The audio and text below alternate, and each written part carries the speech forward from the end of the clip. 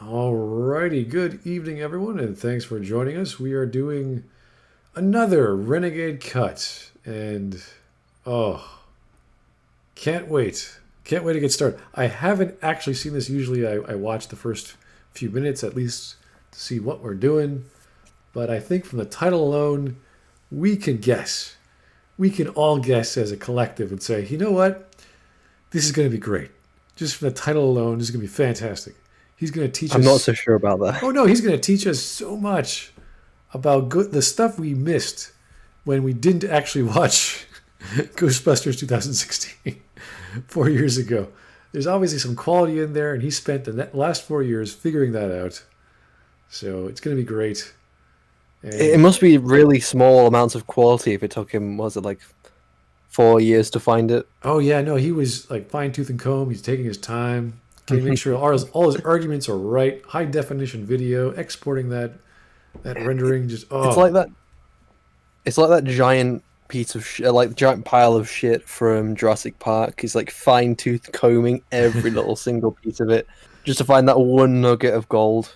Yeah, well, it could be worth it. That one element could be all that is that makes this a great film, or at least an entertaining film, or at least a funny film. It could be many things. We don't know. I haven't seen it. I don't know if you've seen it.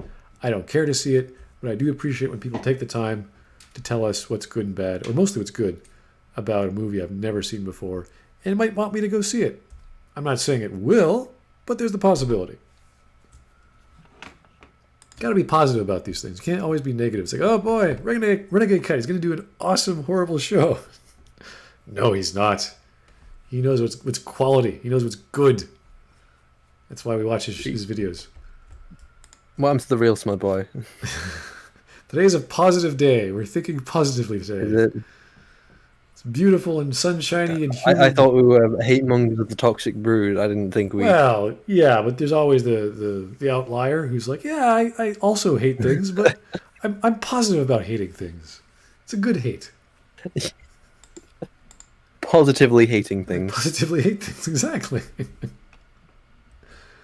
All right, other people are going to be pumping in here, I'm assuming, or jumping in whenever they want, but we don't know when, so we'll just go without them.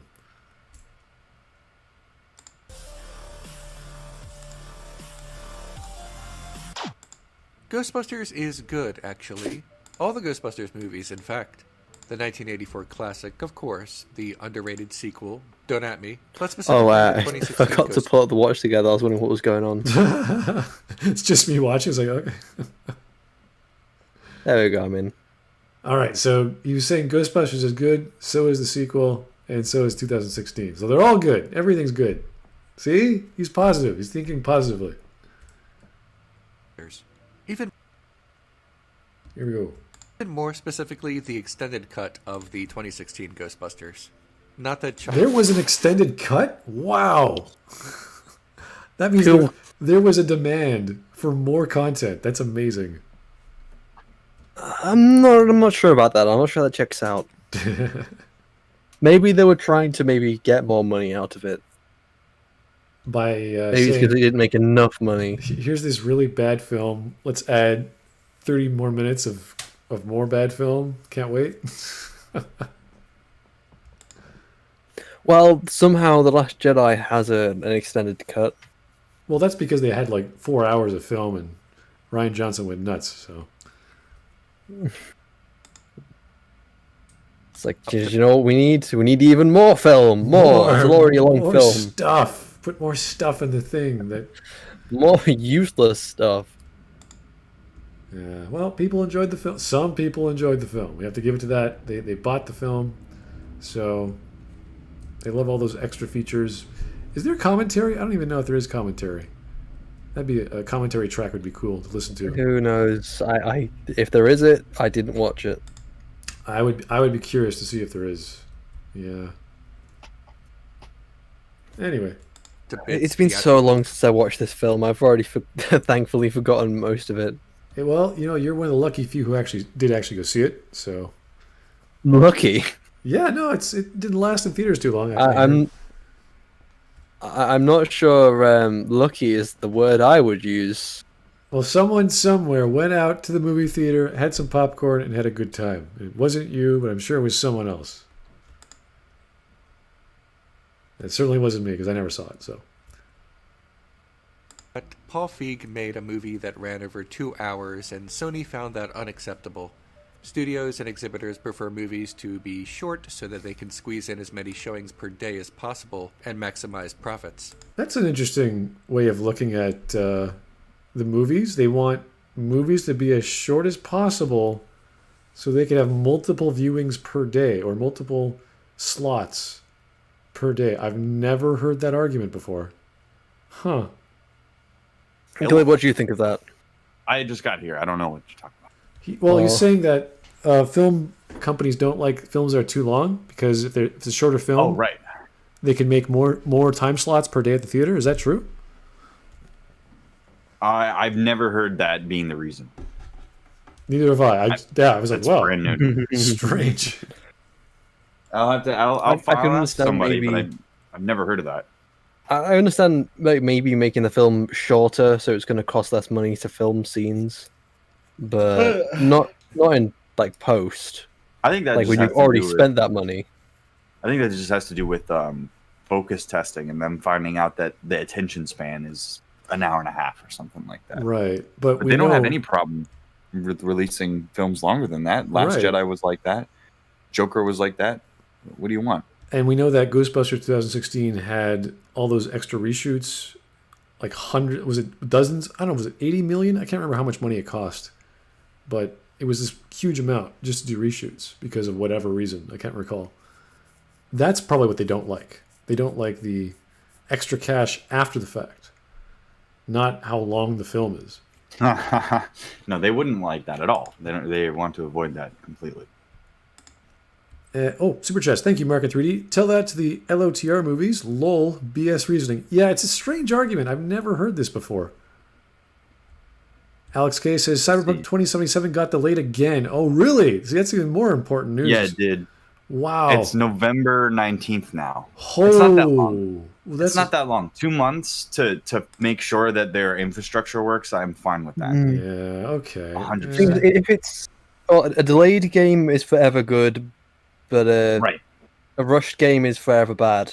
To anybody complaining about that, I just have to just remind yourself, we're like 7 months into this pneumonia BS or whatever it is. Like we've been out of work and the entertainment non-essential side in so many ways for months. If they need 2 months to make up for the work that they lost, that's actually less time than I thought it would take. It's still coming out this year. It's still coming out for holiday season. You're still going to get the game. Calm down a little bit and wait. I mean, think about how often we get good games. It's not often. Mm-hmm. Yeah, it's better that they spend more time working on it to improve it and to bug fix and everything they need to do, rather than rushing it. Yeah. And people don't want to hear that. I'd prefer a polished game over Fallout 4. Duke Nukem Forever's coming out. I swear, guys. Just wait a couple more decades. All right, let's get back to this wonderful argument. Yeah. Speaking as someone who goes to the movies all the time, I have a hard time understanding this logic. It presumes that tickets to screenings sell out all the time, and if there is no other screening, moviegoers will turn around and go home. I go to movies on opening night, and the theater is almost never sold out unless it's for Star Wars or a Marvel movie. Okay, well, Gee, why is that? he only goes on opening night. That's interesting. I take my time. I wait for reviews. I make sure my weekends are free. I make sure I have someone cool to go with. It's kind of a process. I make sure to go with someone cool. That's why I haven't gone to movies in years now. Yeah. But it's just interesting. Think about that. He has to go, like opening night. He has to. Well, it's fine for me. Does he have to? If he wants to But go does- immediately, get all of the reviews out because he's trying to get an edge on the competition, I understand it. But what I think is funny is that he's noting that movies these days don't sell out. Whose fault is that? Yeah, I've never Well, gone to I a think packed it's theater in been- a long time. It's because the I movies think aren't good he's enough. exaggerating a little bit. I think he's probably more doing it for effect than anything. Well, he's saying like Star Wars and Marvel, like the big movies that people actually want to watch. Well, why do they want to watch them? Because it's something that they know and love. But then when it's not something they know and love anymore, they don't show up. It's A+ B equals C. Doesn't equal whatever the ideological lens version of that is. Here's a super chat from Tickleson. I was about to read Nicholson. Feels like an argument about YouTube videos and not movies. The theaters are only open for so long in a single day while online videos aren't limited. I don't know. I don't know where he came up with that. It's news to me. But he goes opening night, so it doesn't matter to him. What an odd time to be complaining about theaters when nobody's going to theaters. And Cineplex is losing stock, and all these other third-party studios, or not studios, but movie theaters are either closing down or mom and pop shops are closing down. And why would you even want to go to a movie theater where you have to pay an exorbitant fee to get in, and then the snacks are an exorbitant fee, and it's not like it's what even you the best do is you anymore. take your own snacks into the movie theater. Well, I don't do that. I would be breaking the rules of the movie parlor. It's not really I would official rules. never suggest to people that they wear a big rules, outfit. is it? Yeah, don't It's bring just in they snacks. want you to buy their snacks, but it's not a rule. It's not written on any wall. Yeah. I never signed a contract to say I'm not taking snacks in here. I have a constitutional What are right they- to bring what my are they own. gonna do? What are they gonna do? Arrest you or like throw you out the cinema for what? Bringing a Kit Kat? Yeah, it's just they. If there was content people wanted to watch, the theaters would be sold out. If there was a stream of content large enough to do that, then those movie theaters would be still in business. But those movie theaters have all sort of conglomerated into this annoying mess. And I think the biggest insult was, remember when Tarantino was trying to get the theater space, and then Disney was trying to push them out and make it so that only Disney and Star Wars movies were being shown? Does anybody remember that? They were contracting, they were paying extra to theaters to show their movie and not show other movies, which I thought was insane. Well, anyway, just to say, well, no one stopped there. Just to shut up, chat for a second. No one stopped me when I brought a fucking bag of popcorn into the cinema. I don't know if maybe it's just different in America. Maybe the people with guns stopping at the front door, but the people who stop you for the ticket, they didn't say anything about me bringing some popcorn in. So I don't. If they don't have a problem, there must not be a problem. Yeah, and in Canada, we can kill our own buffalo as long as you're Native American. So That's right. Yeah, there's like I don't. Would there be a problem with you taking in your own snacks? Because Some again, places here, no- AMC, they don't want that. oh right. Well, over here, at least with the cinemas I go to, they never had a problem with me taking in snacks. I do know that because of my credit card, it's a scene card from Scotiabank. I actually can buy my own food on points. So, not that I do that too often, but I get discounts at the movie theater. So, it's nice, but I don't take advantage of it because I don't really want to have popcorn in my teeth and big sugary cola. It's not really my thing. But there are ways around it. There are systems that are in place that I can go and eat and drink on this credit card, so it's great. I just don't go often, so. And plus, I haven't gone in months, obviously, so. Just randomly talk about theaters. There's a theater called the Everyman, and it's kind of like it's kind of expensive, and it's, well, I'll tell you what it is. It's kind of like an old-fashioned theater that's been cleaned up a little bit more, and so they've refurbished. They have these like really nice sofas, and like sitting on like a couch or like a sofa watching a film, like with actual leg room, and it's like being able to kick back and relax is really different than sitting in this really uncomfortable tight chair in another cinema. That's true. Some of those chairs are pretty old and pretty small, but the thing is that some of the other chairs, like from Cineplex or the 3D rooms or what have you, they're gigantic. They're like, this is like, what do you do? This is for like football players or something, and you could like lean back and have a snore, and it's just over the top. Plus all the wine service and whatever else you could order. It's like, this is kind of silly. It's getting a little silly. You don't need front row seats where you're reclining on your back with a bottle of wine or whatever. It's like to watch a Marvel film or whatever. So not my thing, but the option's there. It's luxurious, I guess. Anyway, Any other movie should probably just be edited to be the best possible version of the movie and not the shortest possible version of the movie. The theatrical cut of Ghostbusters is fine. It's fine, but it's clearly missing pieces that the writers and director wanted in. The extended cut, released on Blu-ray and some streaming services, completes the film. Aaron and Abby get more character beats and chemistry, particularly Does the it end of the really? film that concludes their shared arc about becoming... I want to point out that from what I remember, what I saw of the film was absolute crap, and there was nothing redeemable about it. So, maybe this little bit extra they add like is actual gold, but I highly doubt that. Again, this is a terrible film in almost every aspect. The comedy's dead on arrival. So this is the Venkman and the Ray character from the original having a relationship of some sort? More character. I don't know. There's the female counterparts. That's what I'm saying. So obviously there's something going on that he's saying. Friendship, Yeah. I think. Some friendship, right. I don't believe there's any romance in that film. No. I'm just saying, whatever relationship they have, it's obviously fleshed out with more content. But that was never really a factor with the Ghostbusters originally. Like, it was never like we have this conflict of interests and people are not getting along. And it's like, well, no, they're opening up a business together and they're struggling. And that's the story. So Someone says they're childhood friends who don't act like it at all. Really? Oh. That's interesting. Okay. about becoming friends again. Kevin gets more screen time, and he's one of the best parts of either cut, so that's a good thing. The strangely missing dance sequence from the theatrical cut is restored in the extended cut.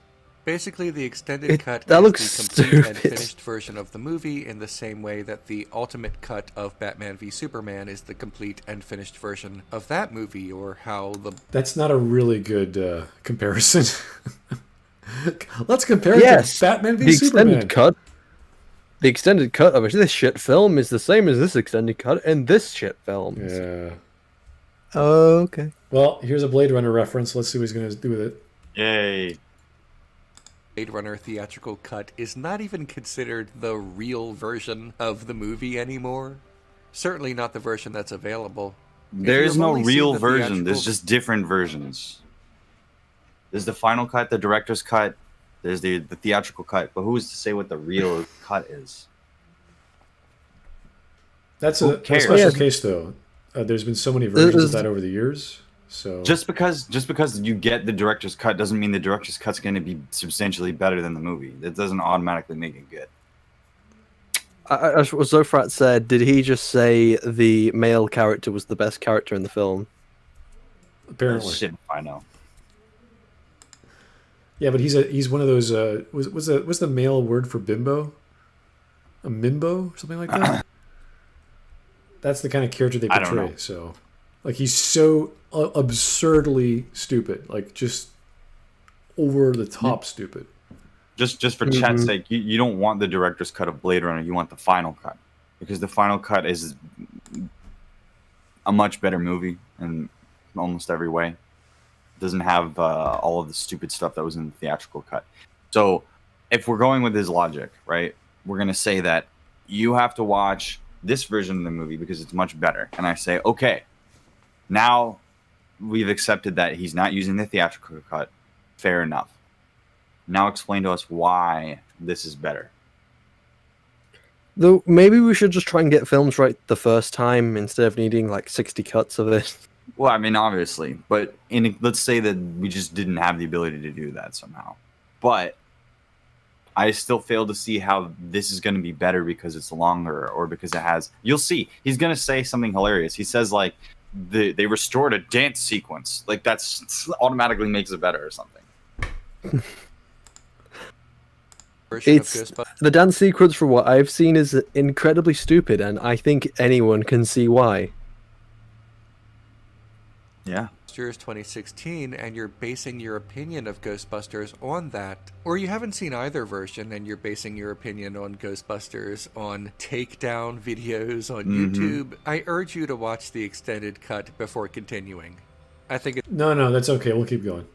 on Amazon Prime. It's the one that Again, runs. someone who watched the theatrical release, I don't think it's gonna get better. It's one of those films where you can't fix it with a couple snips and a couple added scenes. It's not gonna work. I would say this is a very similar argument to the Snyder Cut, is that the Snyder Cut is this much larger addition of content, but it's still the same plot. Well, the Snyder Cut is... Well, the problem is with the Snyder Cut is I don't really think it... Well, it's not really going to be improved just by the fact that Zack Snyder's there, because he's... If you mean he did Batman vs Superman, who are we kidding? It's not going to be better. It's going to be probably about the same as Batman vs Superman. Not a good interpretation of Batman, not a good interpretation of Superman. It's just It's 16 dark and minutes. gritty for the sake of being dark and gritty. It's and- 16 minutes of more content. Is that is that what you want? Is that what's going to make it better? It's also removing scenes which would be which were added by was it Joss Whedon, I believe, was who came in to do the film later and made everything a lot more colourful.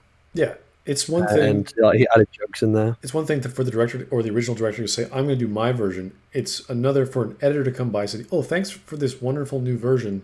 Let me clean this up for you so it's not a pile of crap again." Because when Joss Whedon took it, he had to do his own thing for whatever reason. So, does that mean he has to revert to the original? And how do we know the original is going to be any better? Like, there's no guarantee of what's new storylines are going to make things more clear, which characters are going to change, what conflict is going to arise. You need to have these sort of planned out, and it sounds as if none of that was planned out. Why else would you need a director to come in and change things if none of this was figured out beforehand? And we don't know exactly how Zach builds a story. With his story, like obviously he uses storyboards and what have you, but did he have every detail figured out? Did he have the ending figured out? Did he have every conflict figured out? I don't think so, because if it was all there in a scrapbook or something, then all Joss Whedon had to do is say, okay, I like this. I can just tweak this a bit to make it clearer or better, as opposed to, oh, I got to redo half of this over. So, I mean, it's so the extended edition adds a scene. It's like it adds scenes about Kristen Wiig's characters having a boyfriend who just basically does the same thing as all the other characters, where they don't believe her. There's a scene that adds more to Rowan or whatever, Ronan, the bad guy, which just makes him more of an asshole. There's a Don't Cross the Streams ripoff scene. Even Screen Rant, the horrible magazine or whatever on the internet that makes up all this shit, says while the Ghostbusters Extended Edition doesn't add back anything that dramatically alters the film, the extra beats do help flesh out the characters, including Aaron.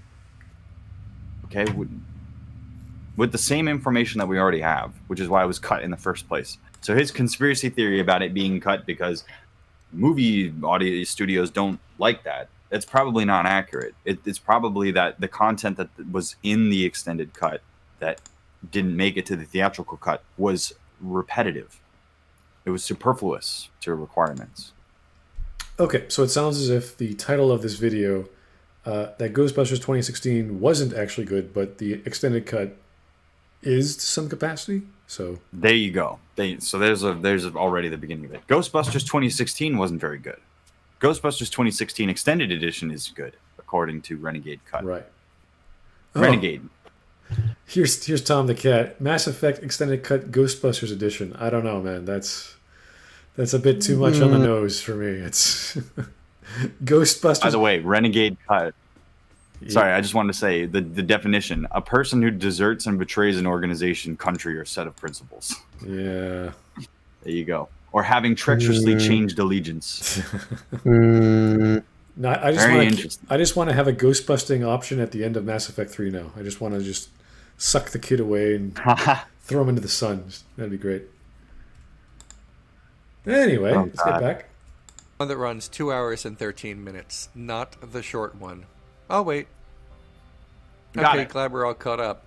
Ghostbusters is good, actually. Yeah, what is this movie about? It's about 2 hours and Ghostbusters 16 begins minutes. with Dr. Aaron Gilbert being given the big hall to make a big presentation. She's up for tenure. Everything in her whole life has been leading up to this moment when, she is outed as the co-author of a book about ghosts that she wrote when she was young. She finds the co-author, her former best friend, Dr. Abigail Yates, who has never given up on the prospect of busting a ghost, presumably under the hypothesis that busting will make her feel good. Abby works with Dr. Jillian Holtzman. Oh my god, they're so quirky. Is that serious? Yeah, he's being serious. Joking serious, but serious. Okay. That's bad. Yeah, why is that good?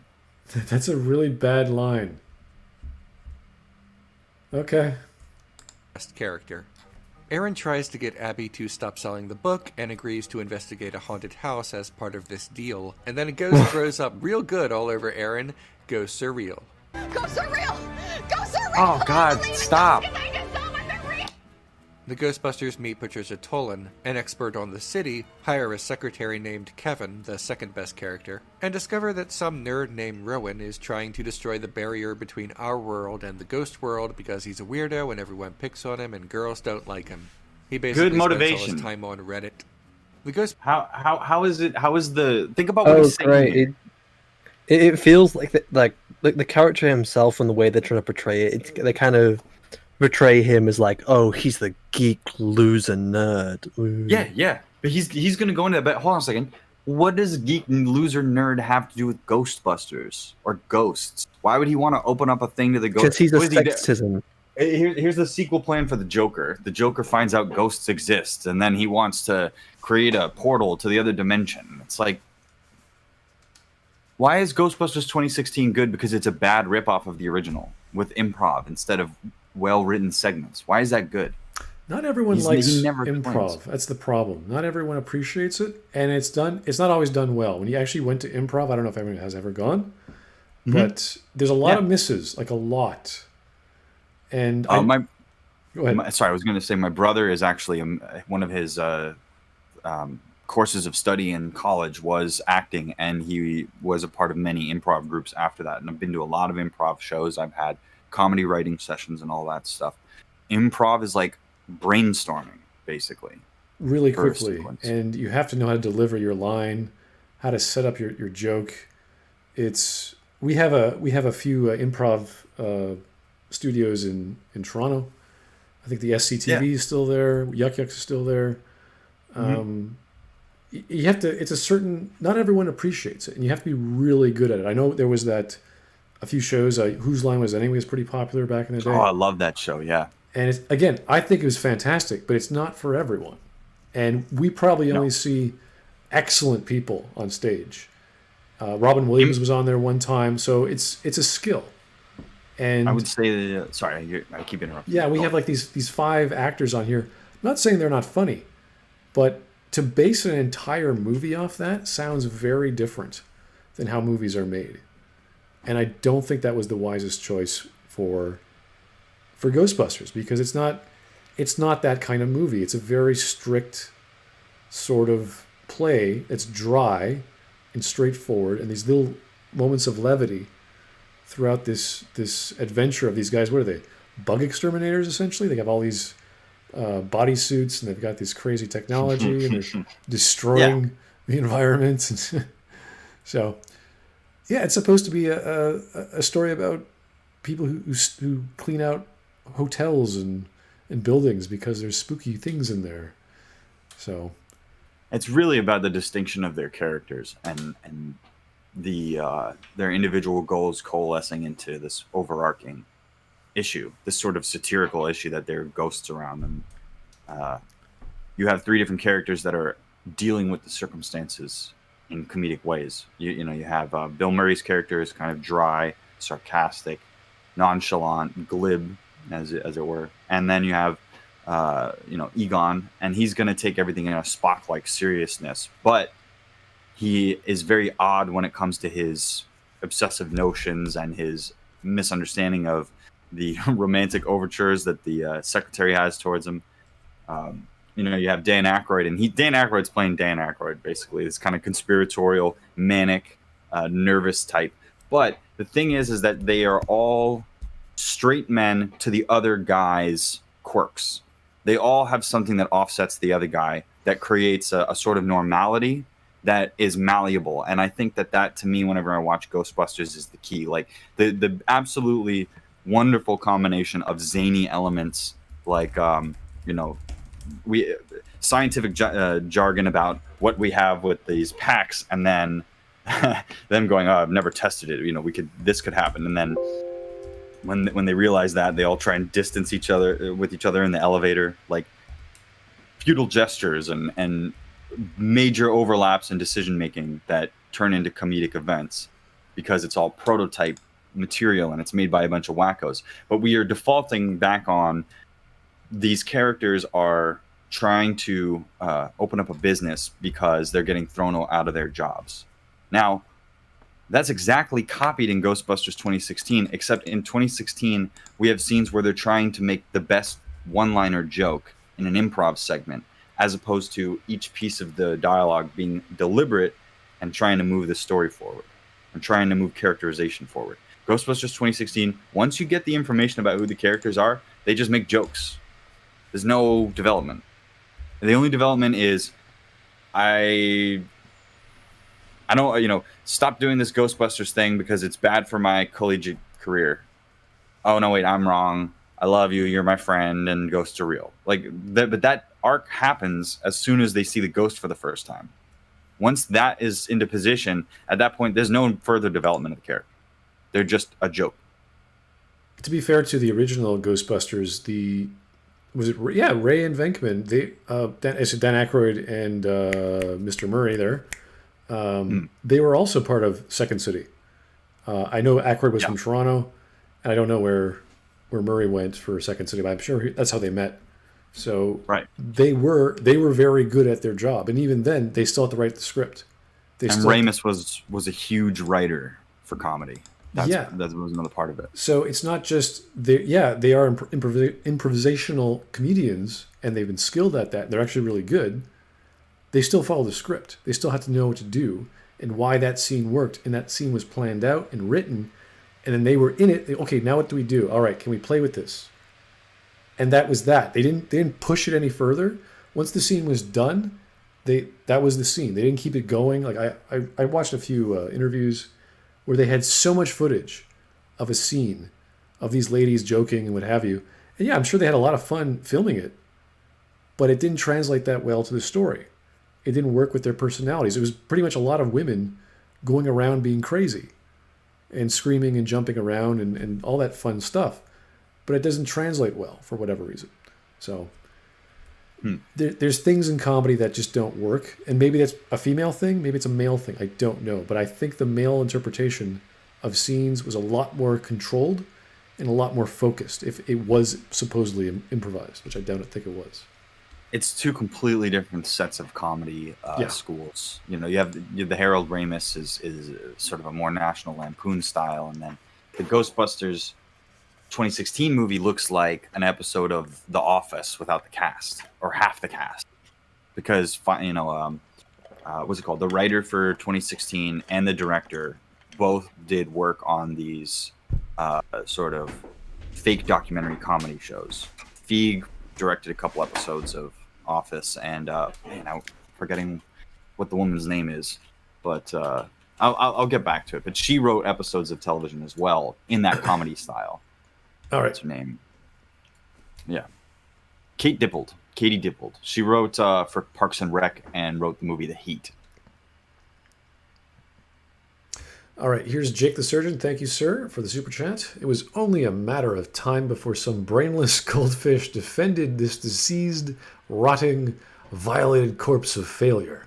Cue inevitable sexism accusation from this soy-infused hack. Sorry, these people just annoy me. Yeah, that was a lot of adjectives, sir. That was a lot of words. A lot of words happening.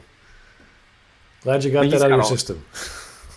He's got all sorts of interesting takes, like how Star Trek Generations is actually good, and how Disco Elysium, the video game, talks about ending law enforcement. What? Lots of bizarre takes, and that I don't really understand. Everything I love about Harley Quinn. Okay, Twilight Zone is Disco, good, actually. you know, the one highlight of the last year was for me was Disco Elysium. Was it this year? When did it come out? Must have been this year. It was such a weird, strange thing that reminded me of another game from 20 years ago. So I was like, wow, someone else tried to pull it off. And it was French, and it was a murder mystery, and it was weird as hell. And it wasn't It's, it wasn't magical, it wasn't fantastical, even though it had some elements that you couldn't quite understand, but it was all explained with like a drug trip or you were drunk off your ass that you blacked out.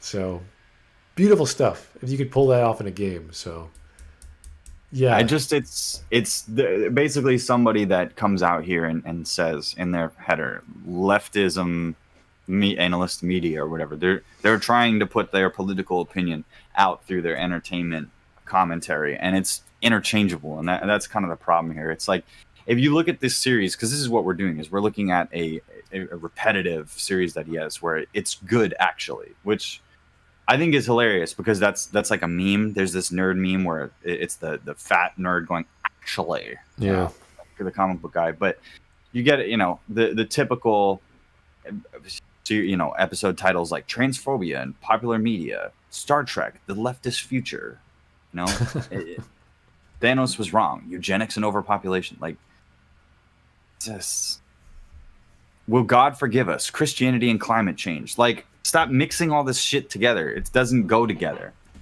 And I think that lack of synthesis is why we consider it to be shit. yeah. It's the same argument we have with people who use feminist lenses or any political lens. It doesn't matter what lens they use, but what you're doing is you're using it as the end of a microscope or the front of a microscope.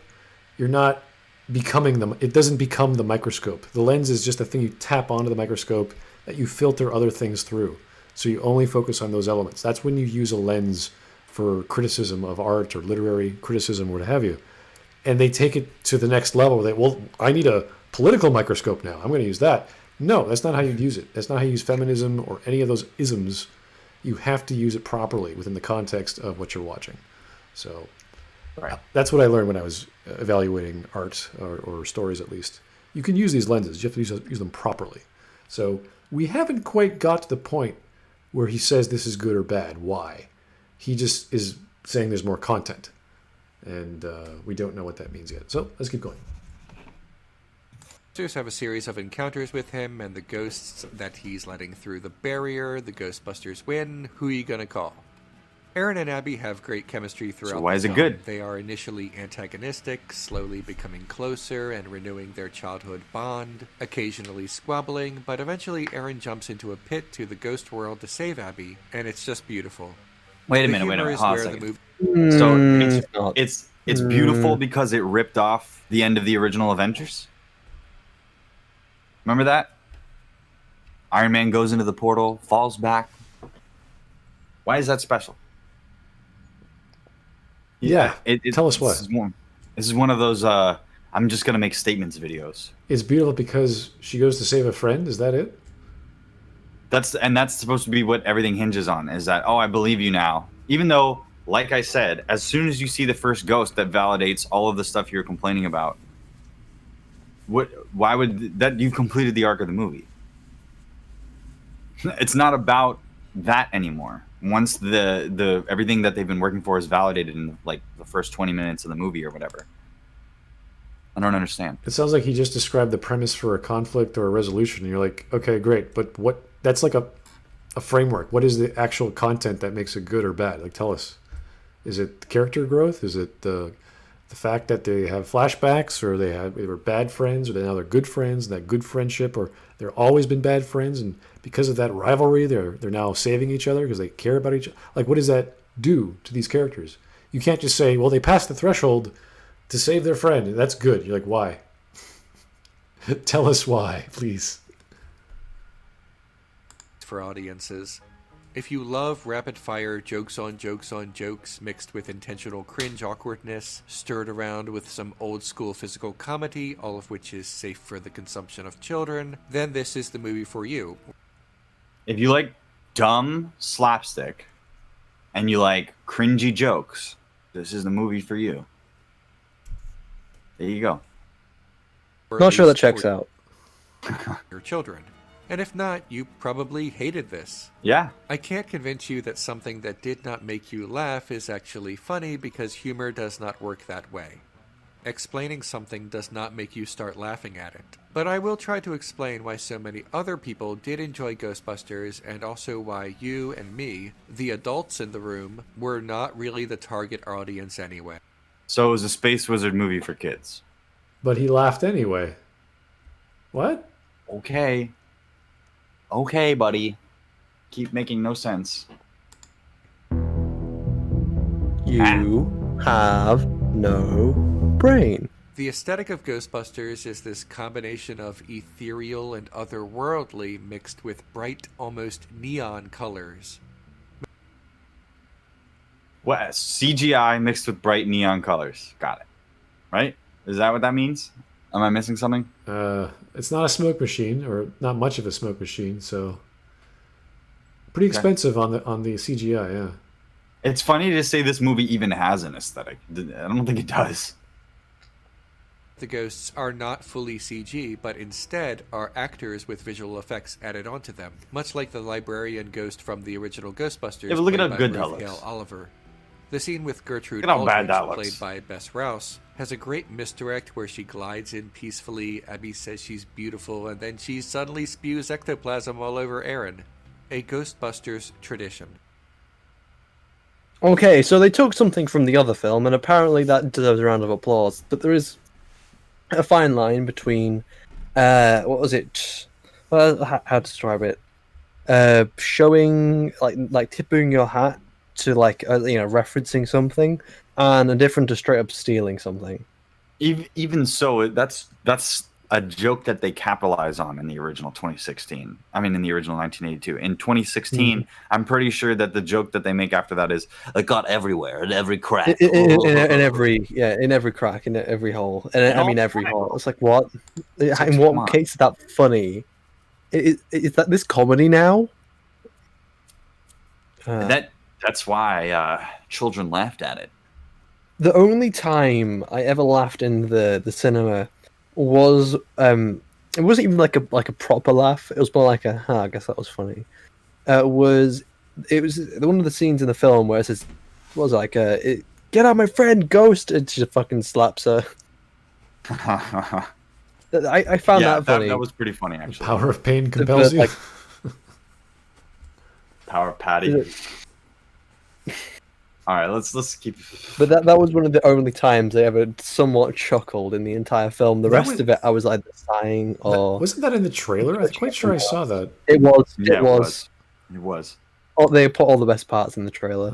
One of those because movies. they didn't believe in the film. Oh no. Uh-huh. Yeah. This movie is really. I mean, I tried to watch it and get through it, but I kept wanting to scrub through it because it's so. It has a setup, and then you're like, all right, the improv is going to get to the joke, and then you realize they made a movie, they completed the movie and assembled it without that cut. They didn't get the funny every time that they shot a scene. And when you look at all the stuff that was deleted, you can see there's like 50 takes of something where there was no writing, it was just improv, and they didn't get anything funny out of it. So they just put in the best cut take that they had, which wasn't funny also. It's embarrassing. And the funny thing is that it's like he's saying, of course you can't tell me, you can't force me to laugh or whatever unless you're appealing to my sense of humor. But I can respect a joke and respect how well it's constructed without necessarily finding it funny. I have certain gallows level humor, but then I also don't like certain mean-spirited jokes. But I will respect the fact that somebody cleverly figured something out. There's just nothing like that here. They didn't figure out a formula or have some sort of amazing improv or a recurring joke or amazing punchline that they plugged into the movie. They didn't have interesting setups that went totally different directions.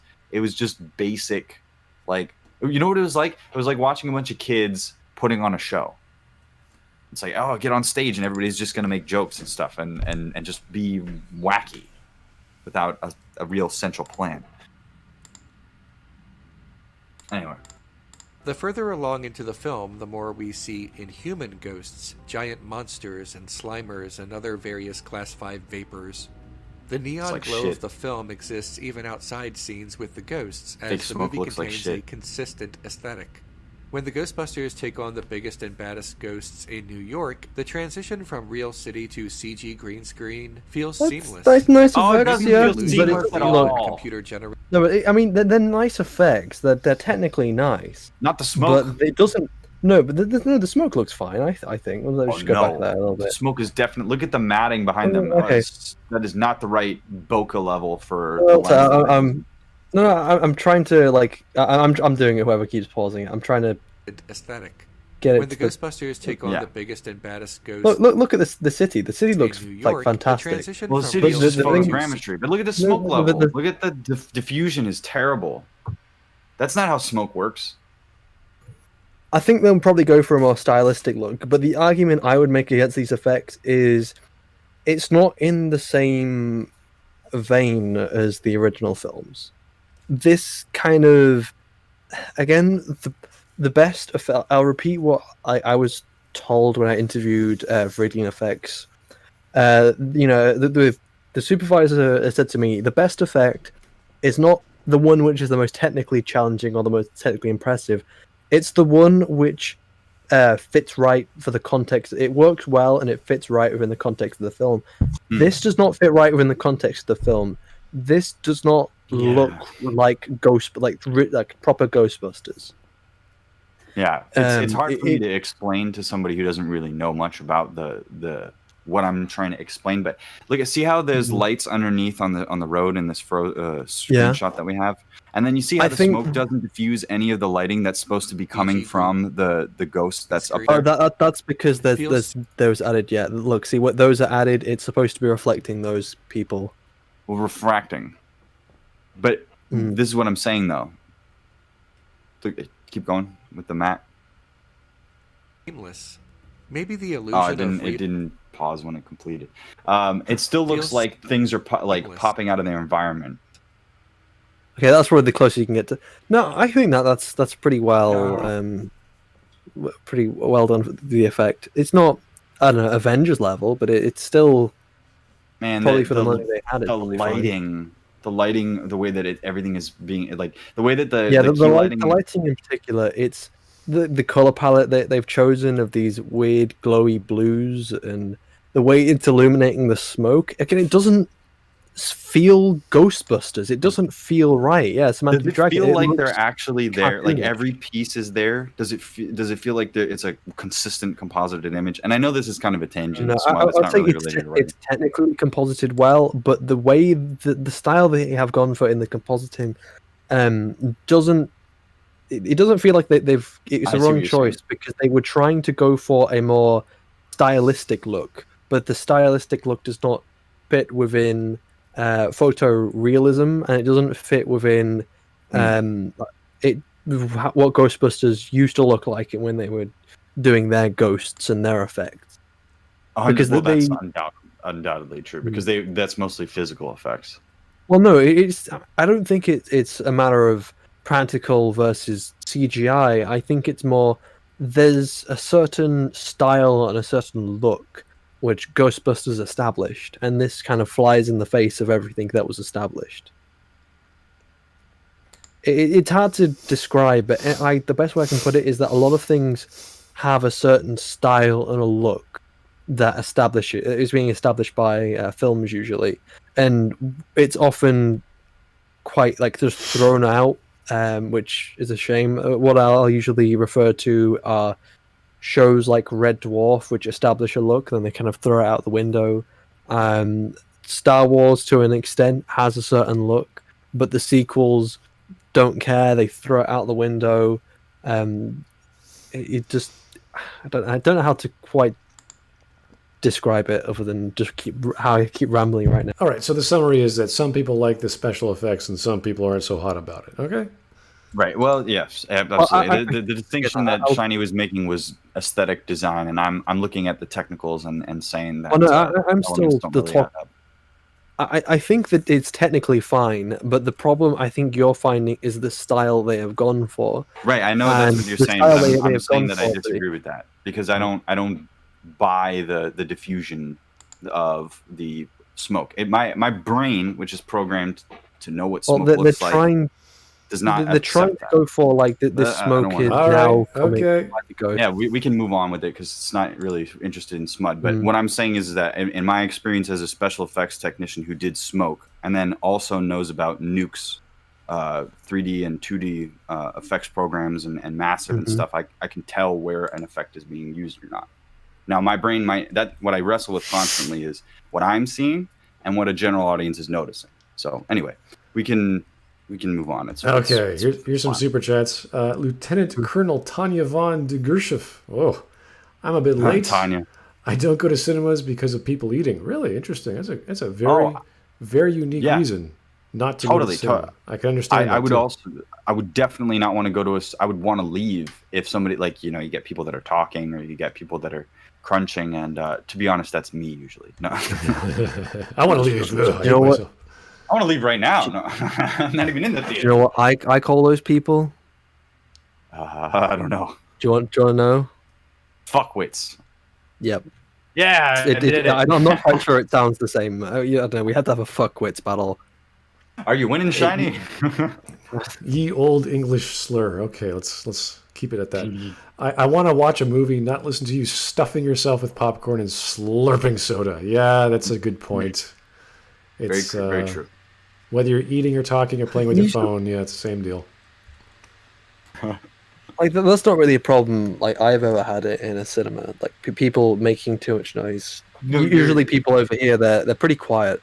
I want to move to where you are because it seems like you have a much more respectable place. Like, I've never had that in England. England, We have all these problems here.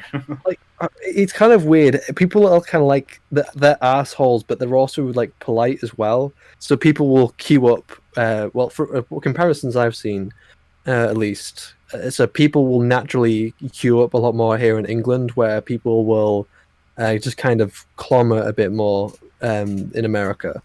So that I guess there's sort of like there's more of I don't know. Maybe people have a bit more thought for others, at least.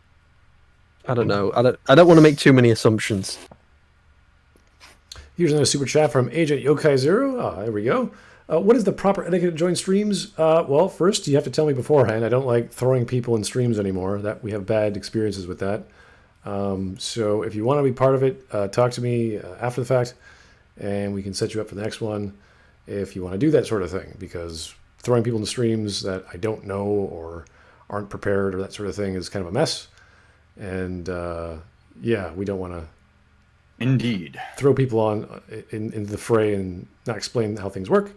But yeah, we can talk about it later. It's okay. Cool.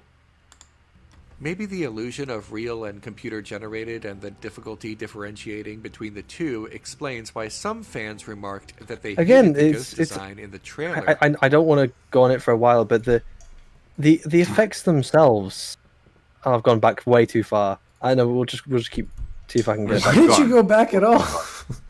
No, I was trying to make a point. So like things like the modeling, it's the look they're trying to go for. It just doesn't work because they're trying to make it more cartoonish. He's trying to say the style is not everyone's liking. That could be why they don't like the movie. It's like that's possibly it. Yeah, that's one of the many reasons. I don't think it's a big deal though. Art style is very important. No, art style is very important. It's important, especially.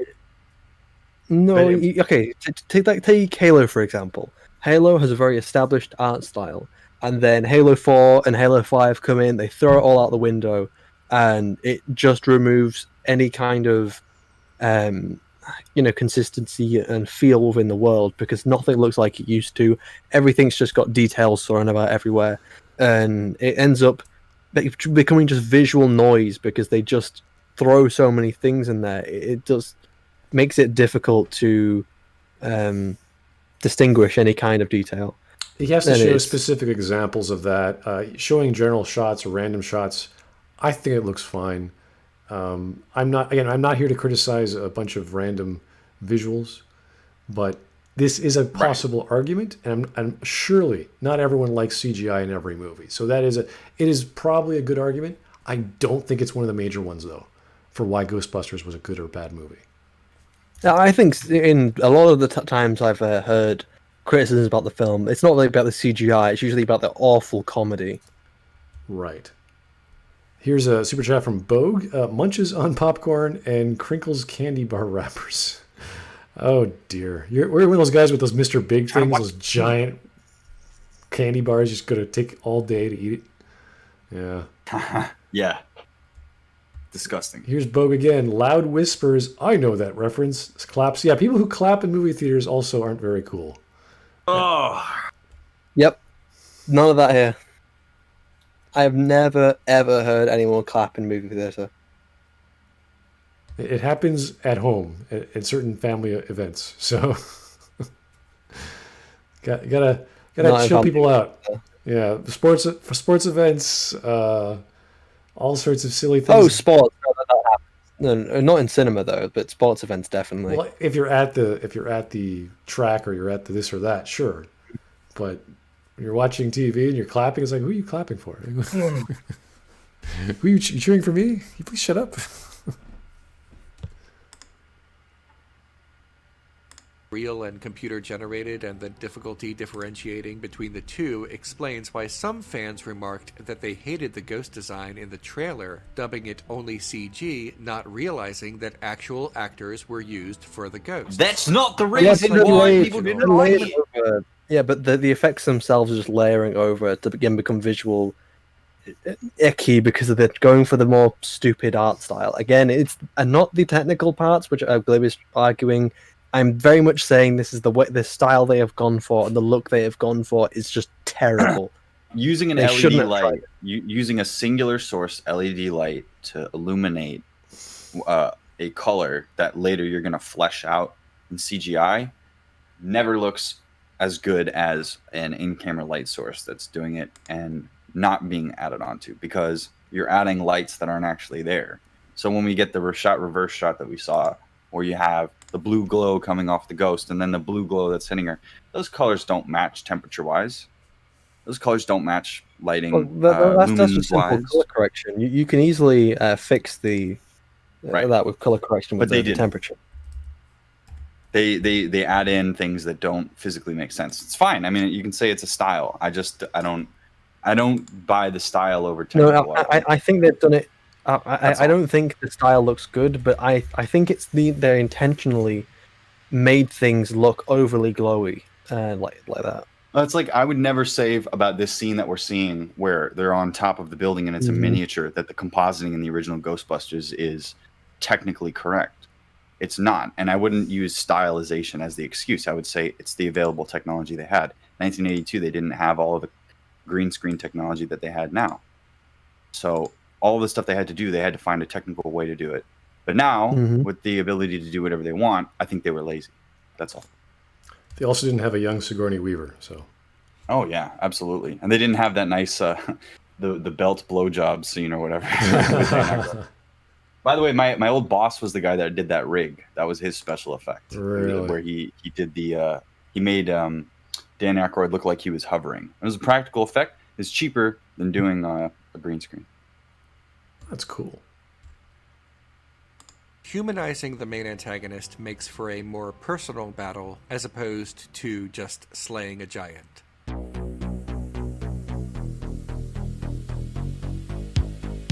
The primary antagonist of Ghostbusters is Rowan, a basement-dwelling shut-in who believes he speaks for the downtrodden.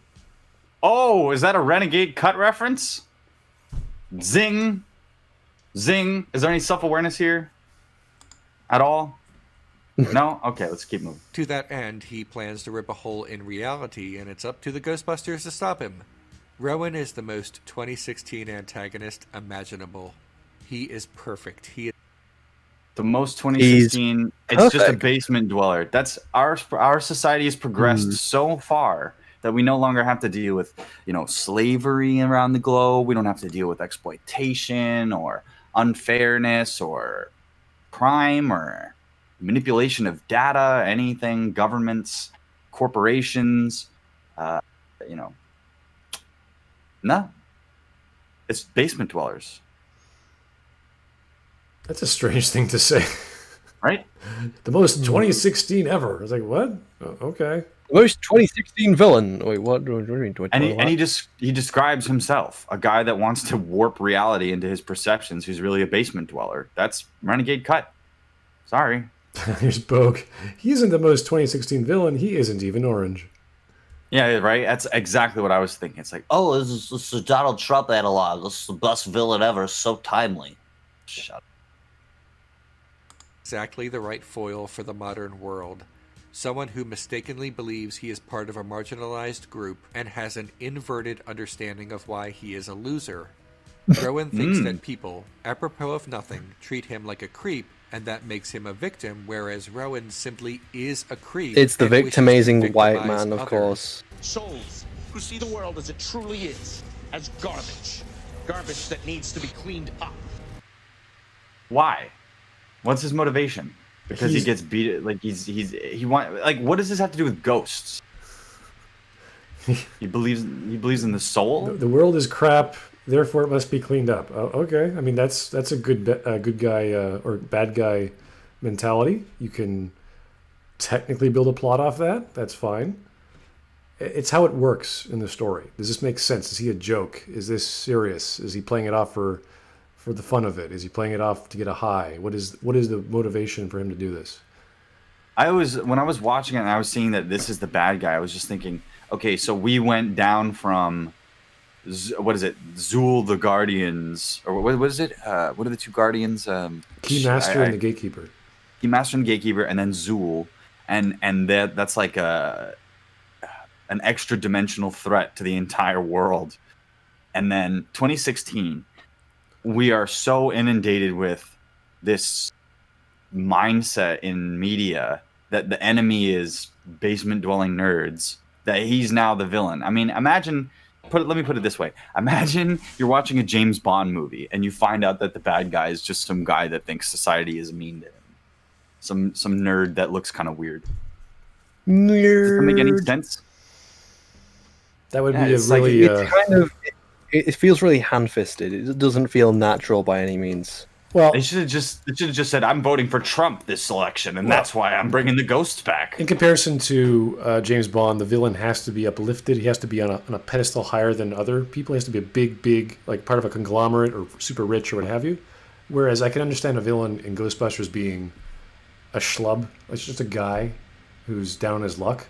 Like it makes more sense because they're not going to have some crazy rich guy who wants to take over the world with the power of ghosts or something. It could have been, but it would make more sense if it's a guy who's relatable to their level of not poverty, but their level of society. So, Isn't there much more humor in this idea that Venkman really wants to get in the pants of Sigourney Weaver, and then she turns out to be possessed? He's like, oh, well, that's not good. okay, she's a dog. Okay. She's a dog. That line alone is better than anything in 2016. All right, we got some super chats to read.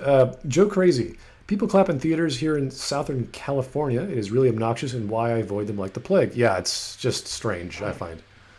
I'm with you, man. I'm here too. That's the way it is. Lancelot 652. Let me guess. A basement-dwelling incel that didn't like The Last Jedi. Basically, am I near the mark Renegade cut? Yeah, well. Yeah. This was before that, but yes, that's the same thing. Basement dwelling incel, upset, and he's really the bad guy. And to me, that's just great because it's like saying, if He's supposed to be like self-victimizing and everything. yeah, it's like so the female version of that would be some angry feminist wants to release ghosts because the Chad jock at school doesn't want to date her. That's the same level of villainy that we have going on here. And the last one from Bogue, victimization mentality, so he's an SJW. It certainly says way more about the writers than it does who they're talking about. They think that it's like, we want to destroy the world because we think that we're being treated badly, but really we are bad. It's generally Like, a hard that's sell, what yeah. Renegade's saying. It's hard. Like, why are you demonizing people that are don't understand, that don't have self-awareness, right? Don't you want to educate them? What is it about their intentions that are evil to begin with? Especially Ronan or whatever his name is. It's not like he has villainous intentions at first. Here's another super chat from Joe Crazy. 20th century villains. Let's oof a certain population. Okay, interesting. 21st century villains. Did you drink my Mountain Dew, sir? Okay, that's pretty petty in comparison. I don't know what two we're comparing exactly, but I guess that could be applicable to Rowan here. He would get angry over the littlest thing, not being part of a clique, or being downtrodden, or down on his luck. Yeah, little things would bother him, and we'd have to see that as a progression of how he is a person, or how he is as a person, and why suddenly, I don't even know the plot, how he gets access to this ghost dimension or what have you. So why he'd want to open that up. Like, does he have some connection with it? Can he actually control it? Does he just want to open a hole and that's that? So we have to know, where does he acquire, because this is all a power trip for him. Anyone who's down on their luck and acquires a gift or a boon or something and has a unique ability, it should be a form of strengthening his ego. And I don't know what's going on here exactly, but if that's what it is, then he's now going to crusade some idea of the downtrodden being this. Now I'm going to lead them all, and society will be changed. All the garbage will be removed. It's like, okay, all right, but we have to see that fleshed out. We can't just say he's a gimp or he's a this or that, and all of a sudden he's powerful now. You're like, oh, okay, all right. What I'm saying is, it has to make sense. Mostly dudes. Rowan is played by Neil Casey throughout much of the film, but then he is played by Melissa McCarthy once Abby is possessed, and then by Chris Hemsworth when Kevin is possessed. Hemsworth gets to play 2 roles in the movie, and he shines in both of them. Once Rowan possesses Kevin, the real fun begins. The dance-off, the overconfidence. What? Rowan mocking the Ghostbusters by That reminded me of some stage productions. transforming into their logo was a nice touch. It's a shame there is no sequel forthcoming, Was it because really the movie nice touch? sequel Was it really- baiting an encounter with I think Zool so. was a great to-be-continued that, unfortunately, will never be continued. Oh, that's a shame. If there is one aspect of Ghostbusters that is almost universally agreed upon, it's that Holtzman is the best character. A mad scientist who makes the proton packs, ghost traps, and various other new toys for the Ghostbusters to play with. She's a ball of energy, and she has, by far, the best action scene in the film. But as why does she annihilates have the dual pistols? The whole idea behind the proton packs was that you were to, pull these ghosts into a place where they could be pulled into a trap. And when you how does that cross the work streams, with- that was very dangerous. Pistols. They're not guns. They don't shoot. They don't go pew pew. They're not Star Wars blasters. They're things which, again, are used to trap ghosts.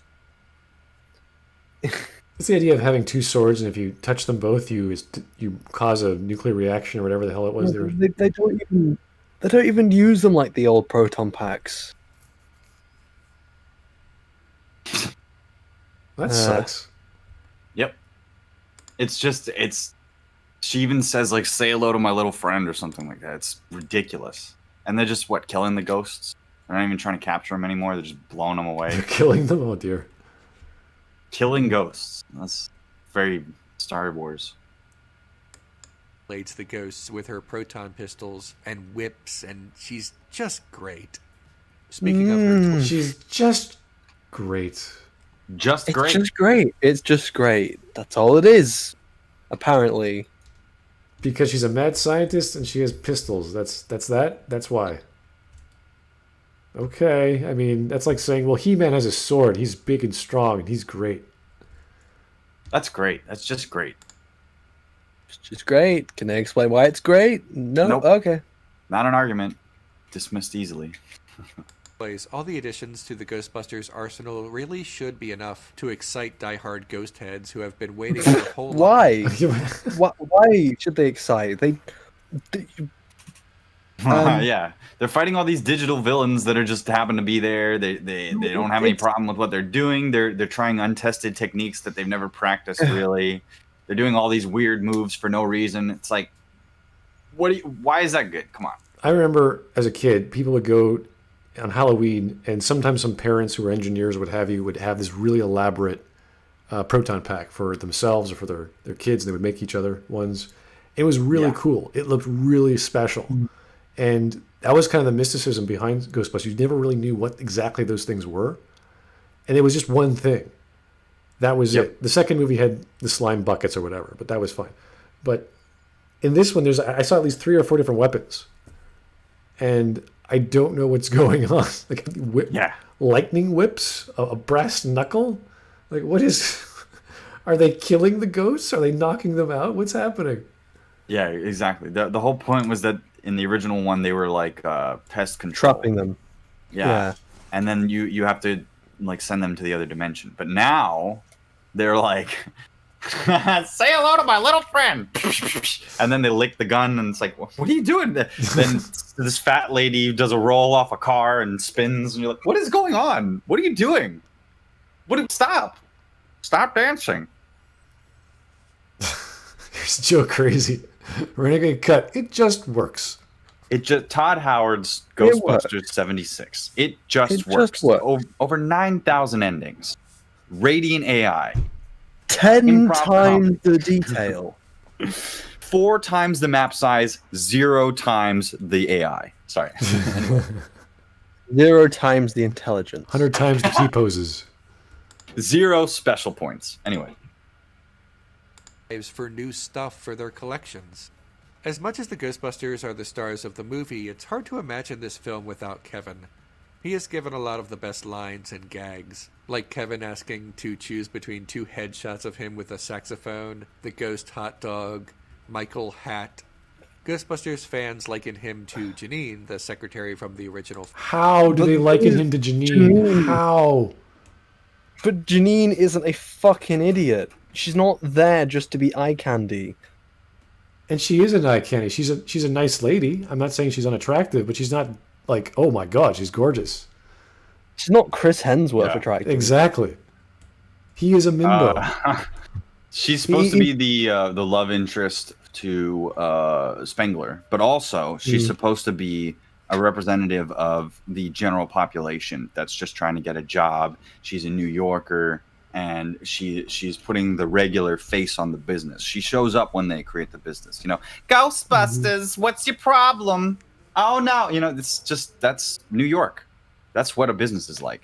And I feel like Eddie Hudson coming in, being the 4th Ghostbusters, is exactly the same thing. It adds more realism to it. The shame from the original Ghostbusters, and honestly, I'm not mad about it, but I imagine that the script would have been a little bit different if Eddie Murphy was in that role as was intended, and he would have a little bit more of a bigger say, a little bit more comedy in it. But each of the characters that are in Ghostbusters is for a specific reason. And she has a pretty iconic line as well. So, like, not to say she isn't a good character and she fits the role well, but we know why she's there. She's not there I guess she's the straight man out of all them, because all the other guys are so wacky in their own way. She's like sitting there going, guys, how are we going to Do you believe in UFOs, astral projections, mental telepathy, ESP, clairvoyance? Wasn't there's a steady paycheck in it? I'll believe anything you say. Ernie Hudson supposed to be the straight one? Like, he's just there to they for both like a job. They both are, absolutely. Yeah. One of them is the straight man that is going out and doing work, and then the other one is able to deliver comedic lines relating to the situation that they're in. Someone in the chat said she's a straight man triggered. Yeah, she's great. I mean, she's like, I've quit better jobs than this. Ghostbusters, what do you want? I love it. I love it. And if it's bad, why do they have the exact same character in The Office with Jenna Fisher?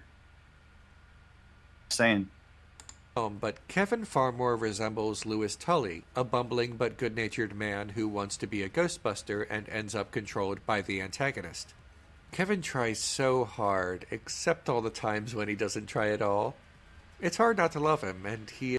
Stupid man. I mean, look at how handsome he is. I just want to have sex with him, but he's so stupid. Like, why can't he just be more, like, following along? But he's so handsome. So funny. So handsome. So handsome. Why else is he there? Is there to be a handsome dipshit? Is one of that the highlights proportional to any other Ghostbusters character? I don't think so. I'm trying to think, but the comparison to Rick Moranis is not quite the same. Rick is, I don't know what character he's trying to play. He's just there to be a goofball, I think. Yeah, he is a innocent bystander that gets caught up in stuff. His motivations are he's like the comedic relief that happens to be at the scene more often than not, and then ends up being integral to the overarching plot. The juxtaposition of having Sigourney Weaver and him being these like possessed creatures is hilarious. It creates a hilarious love triangle too with Venkman in sort of a subconscious or impromptu or comedic way. So there's way more going on with Rick Moranis' character than with Thor's character. And I'm, by the way, sorry, I just wanted to say one more thing because I was noting somebody in the chat was saying they do use their proton packs to capture the ghosts and put them in traps. And if you go back and watch that scene where they're fighting them, that's not necessarily true. They definitely are doing other things too. They're trying to like blow them up. Anyway, we can move on. So he has strong pocket square game. Respect. What? And now the common complaints about this movie.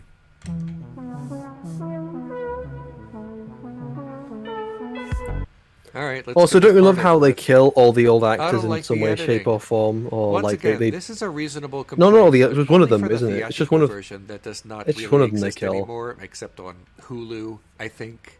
The complete version of the film runs 2 hours and 13 minutes, and if you're basing your dislike of the movie on a different version, I strongly recommend seeking this out. But Why the didn't problem they is a call it- lot of the same problems are going to persist in either Yes. version. Yes. That 16 minutes doesn't change the entire plot of the movie.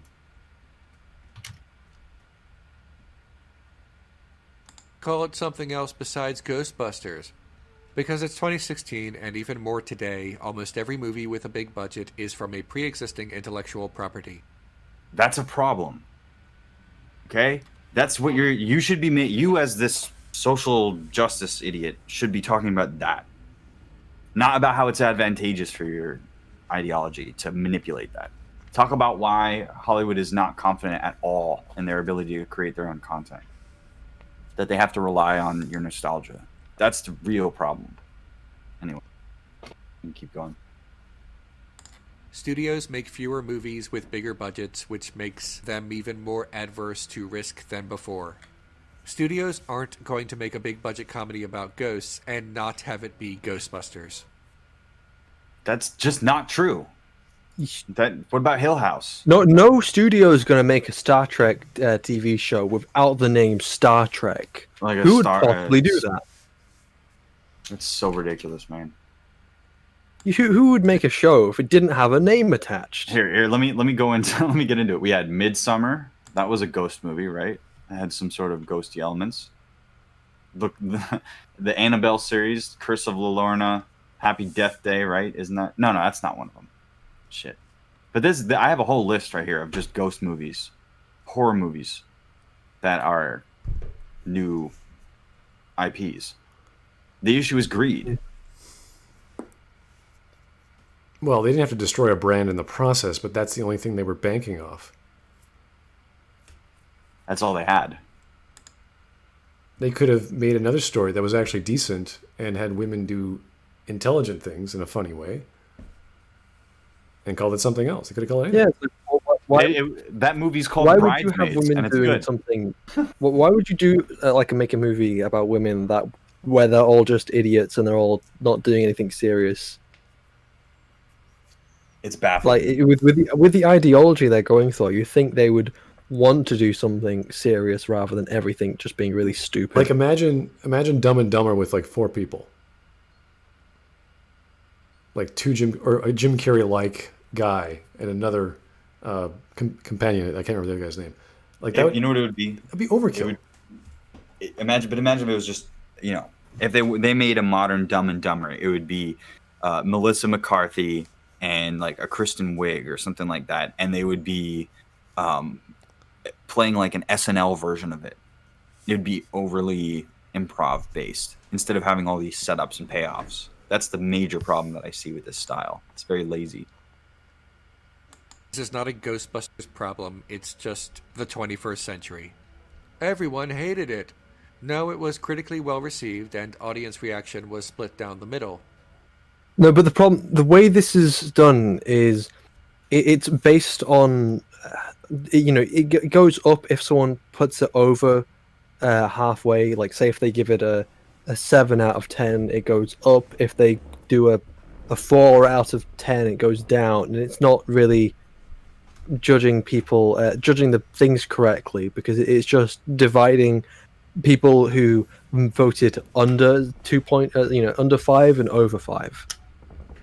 And that's not a very accurate way of getting scores, and that's only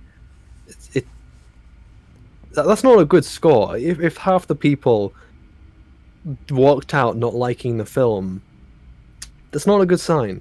I didn't fail on that test. I scored 50%. Yeah, I was giving. Yeah, I mean, if you there's so many things you could add this context to where doing 50% of anything is not a good. Usually, if it's bad, it's not a good thing. Yes. So what budget was $144 million. Multiply that 50. by 2. Well, it's what I'm reading is Box Office Mojo says 144 million. I know it's estimate, and then you add the advertising budget on top of that. They didn't make their money back. They only made $229 million worldwide. They didn't make back their budget in the domestic market or the international market combined. No, Not you combined, but get in what each of those individual markets. So I can't say that audiences really loved it, even as much as The Last Jedi, which is more divisive. That at least made repeated business for fans. This didn't even satisfy fans in that split way, because people who were new fans or didn't even like the original, they didn't come back to watch this movie multiple times.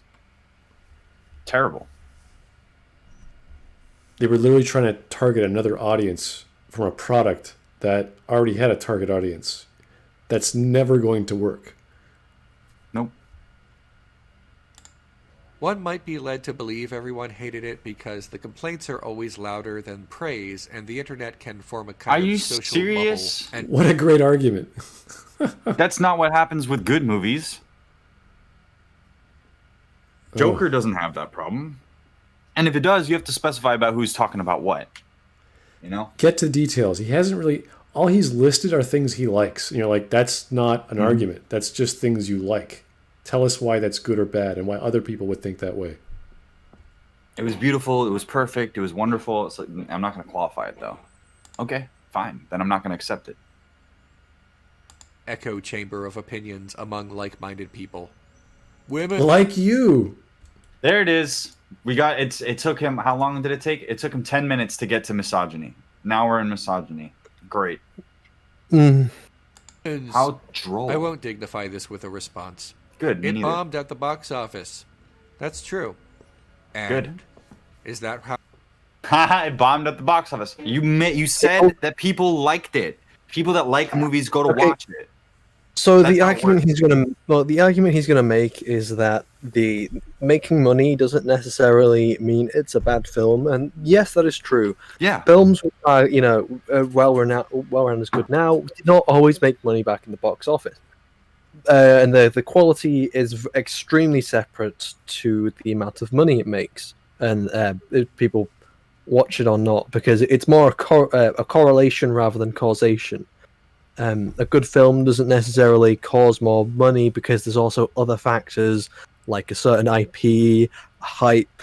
Like say if the film before it wasn't very good, then maybe they're not going to be interested. So it's difficult to judge quality. It's kind of useless to judge quality based on these factors. But we're not trying to judge. You're not talking about the quality specific here. You are talking about people liking it, and you pulled up the fact that 50% of the audience liked it as a good thing. So yeah, it's not really making a great argument here, is it? We're judging movies now, whether or not they made their money back at the theaters. No, that's not how we objectively judge films. I don't think anyone objectively judges films based on audience reception. It's based on at least most dignified people who have a little bit of name to them. Well, I don't know, maybe I'm saying that wrong actually. People who, critics, who respectable critics will often make arguments rather than just saying audience receptions. Yes, we tend to argue against that half the time. We do that especially with pre-orders for video games, especially The Last of Us 2. It's going to be great. Look how many people pre-ordered. It's like that doesn't prove anything. It just means it's expected to be good, or people are expecting it to be great or a good experience, or they just care to buy it, or what have you. It could be a whole series of bulk purchases by chain stores or what have you. So, not really an argument. Oh, here's a super chat from Joe Crazy. Hey, Renegade, you know what else was well liked by critics? Captain Marvel. Yeah, well. Yeah, saying critics liked it is like, wow, critics liked it. Yeah, unfortunately, come on. Critics these days don't really look at things critical, which, would you think would be their job? I think it'd be their job to look at things critically. I also think that like 95% of critics have no idea what they're talking about and are just, word vomit is coming out of their mouth because they figured out like, oh, I read this book and the book says this is a theme, and then I identified this is the theme. Here's my 15-minute video. I'm like, okay, great, but you probably know nothing about production or whatever. And what's a shame is that there's a broad net that people cast for critics, where that people will judge, I don't know, critics like us, like Mauler, like any of these channels, Cynical Reviews, Critical Drinker. They'll just cast them in a broad net that they'll cast for these people, the people who are writing these reviews on Metacritic, because that certainly happened to me before, where someone has just said, oh, you're just a critic, I bet you Rotten Tomatoes, blah blah blah blah, that kind of argument, where they blanket all people who criticize as people who don't know what they're talking about, people who don't make argumentation. It doesn't mean anything anymore because they've seen what the critics say online on their websites or on Rotten Tomatoes and think, well, they don't have anything valuable to say. We get plenty of strange criticisms. I know in the past few weeks, are you going to change your opinion on a game because it's getting great reviews? It's like, no. Why would anyone do that? That's ridiculous. It's based on argumentation. If you're going to change your mind on a game, it's going to be, if someone argues why it is good, it's not going to be because someone else say it is good or it's a popular thing to say. Therefore, I'm going to go with everyone else because I'm a fucking drone. It's not hard to gauge a genre piece or anything that's based off a genre to say why it's going to be good, because you have expectations from that genre, and especially a series like Ghostbusters, okay, we're going to expect X, Y, Z to happen, or things to that nature. And they could take the recipe, it looks like that's what they did, but they added some elements that no one thought was any good or didn't add anything extra that was appreciated. And in some cases made it worse. Like the comedy. The comedy should have been the point. The whole point of this experience was a fun adventure that was funny. And I'm assuming there was some adventure. I'm assuming there was some tension and conflict between the villain. But the pathway to get there wasn't that entertaining. It wasn't as fun as they would have liked. It wasn't as scary. It wasn't as tense. It wasn't as I don't know. All these bright colors don't look very. They don't look very gritty to me. They don't look very down to earth the way the original movies were. It was all dirty and mucky and what have you. It's all fluorescent. It's all bright. It's all strange. It's not even good use of neon color. I'm a huge fan of using colored lighting and with key lighting, because we live in an amazing era where LEDs and color science can provide us with really high wattage with pure color lighting. Like beforehand, you had to use a gel. You had an arc light that was being used. That was carbon arcs, basically. That was toxic chemicals, and you had to gel it up, and that would create all this time and stuff. And now you can just get an LED light panel from Ari or whatever company, put it up there, and have whatever colors you want. But that means you should really, really think about the theory and science that you're using to present your material. You should really think about what, look into semiotics and what the natural colors effects are on people. And I think I watched the RLM review of this, and I thought they made a really good point. They intentionally blew out the saturation. If you look at the skin tone of all the characters, it's very red. They could bring it back. They could go down like 25% in the saturation or the vibrance on the final color grade, but they intentionally blow it out because they think that somehow making it more colorful makes it funnier or more comedic. I don't know why they did it, but it looks horrible skin tone wise. They did it terrible the way that they did it. Yeah, and it wasn't shown in China because of ghosts. That's hilarious. Good point, Fulux. I'm saying that right, Mr. Fulux. And it's not studio executives. That really shouldn't matter to us in terms of whether or not a movie is a quality picture or not. If we do, yeah, it looks more like a any film that was not a Scooby-Doo success film in than theaters anything. is also bad. Children it of just Men, doesn't look The real Iron at all. Giant, Mulholland Drive, The Shawshank Redemption, Willy Good. Wonka and the Chocolate Factory, Whoa. and Citizen Kane. So, to name a what's he few. basing these films off of? Unless we're Wait, He's can we go based- back? he's Can we go based- back? Because I have no is idea he what he just saying said. No, I go think wait, what wait, he's replay saying it back is because that I didn't hear it. I believe what it. We'll probably go back if I'll let someone else do that. But I believe what he's saying is that these are films that did not make their money back originally, but are still great films, and that's what I was mentioning earlier, where it's like, yes, a film that is good does not a film that doesn't make its money back doesn't necessarily mean it's a bad film, but that's not really an argumentation many people are making. It's just that that's an argumentation for audience, how audience thinks of this film, and even then, the money it makes isn't always an exact representation of how people thought of the film, because when you go into the film, you're paying for the ticket, and, like, if you like it or dislike it. So, Their is anyone going receipts, to this is rewind it? probably an argument we should abandon. What did he say though? Redemption, Willy or not. Oh, Is here we that are. how we're judging movies now? Whether or not they made their money back at the theaters? We're movie fans, not studio executives. That really shouldn't matter to us in terms of whether or not a movie is a quality picture or not. No, but it's a sign of whether or not people liked it. That's all. If we do, that means that any film that was not a success in theaters is also bad. Children Okay, of I see- Men, I The see what Iron he's saying now. Giant, Mulholland Yeah, that's Drive, exactly The what I was Shawshank saying. Redemption, Films that Willy didn't make Wonka and the Chocolate Factory. It and didn't make the Citizen money back Kane, initially. to name a few.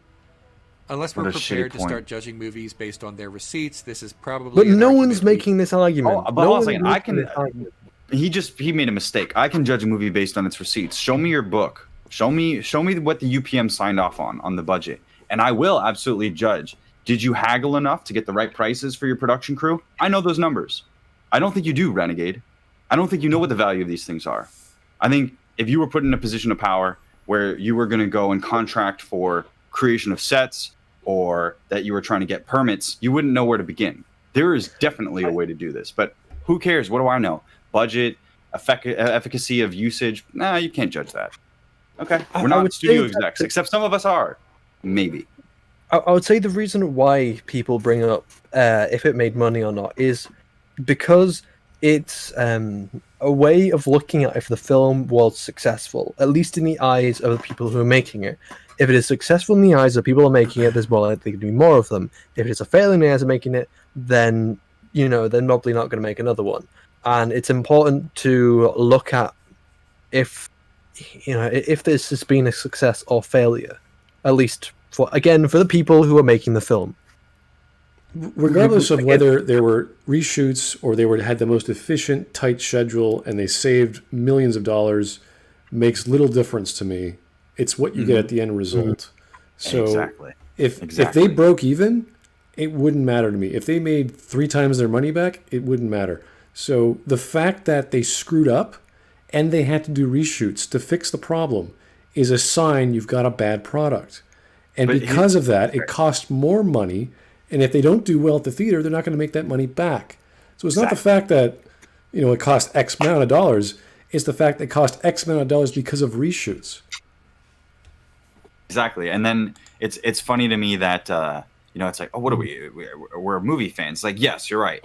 But if we're going, there's no reason for us to not bring in the commercial aspect of filmmaking, because filmmaking is it's commercial product. endeavor. It is a product. Yeah, So we say the Joker made a lot of money on a smaller budget proportionately, that is a success. And then when you look at the amount of money poured into this movie and the amount of money it made, it's not a success. Does that mean it's a bad movie or a good movie?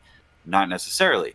Only within those goalposts that we set up. But you can't deny that that is considered. That's a part of it, because it is. That's what I said, but you said it much more eloquently. Well, you know, great minds. Okay, I think we made our point, gentlemen. Absolutely. Another thing is, when it comes to this film, I kind of find it ironic that the university professor or whatever was judging this lady based on like what she did in her past. Doesn't that remind you of something? Like you say or do one thing in the past, and all of a sudden you're judged for it the rest of your life. I don't know. Here's a super chat from Joe Crazy. Thank you again, sir. What if Renegade collaborated with Movie Bob? Did Movie Bob like this? He probably did. Probably did. Wouldn't put it against him that he would. He actually would like a film like this, just on principle alone, because it was about Ghostbusters, about his childhood, and had a bunch of women in it. That might be enough. So I don't think that Movie Bob actually collaborates with anybody, because I don't think that anybody likes Movie Bob. Mm-hmm. Sorry. Yeah. Brandon. 30-something fans declare, "These aren't my Ghostbusters," with the same righteous indignation that someone uses when saying, "He's not my president." To those fans, let this be clear. You are indeed correct, though not for the reason you believe. Oh. This isn't your... This isn't your Ghostbusters. Here we are. This is. You remember? Was it you, Smud, that said in the last 2 minutes of the video or whatever, it gets crazy? Yeah. Who said that yesterday? Yeah, that was spot on. So yeah, you could hate Trump, but for the different reason than you actually think. It's like, okay, here we go. Isn't your Ghostbusters movie. It's theirs. The children and adolescents growing up now. In the 1980s, the Ghostbusters were formative for you. They were your heroes. Their humor and sensibilities were relative to the time period. But I was not alive when that movie came out. Wait a second. I saw it That 9 years after. No, I was born in 1991. 9 years after the movie came out. Why can't It wasn't for me either. That's why it's awesome. Why can't a bunch of women in 2016 be my Ghostbusters? What's wrong with that? I have no idea what this argument is about. I have no idea why Ghostbusters, which was adult comedy, is now for children. Give me a break. It's dear. Was it PG-13? Anybody seen Ghost? I think. Yeah, it Anyone was. seen this guy's brain cell? Oh wait, he doesn't have one. Oh boy. This is also true of the 2016 Ghostbusters.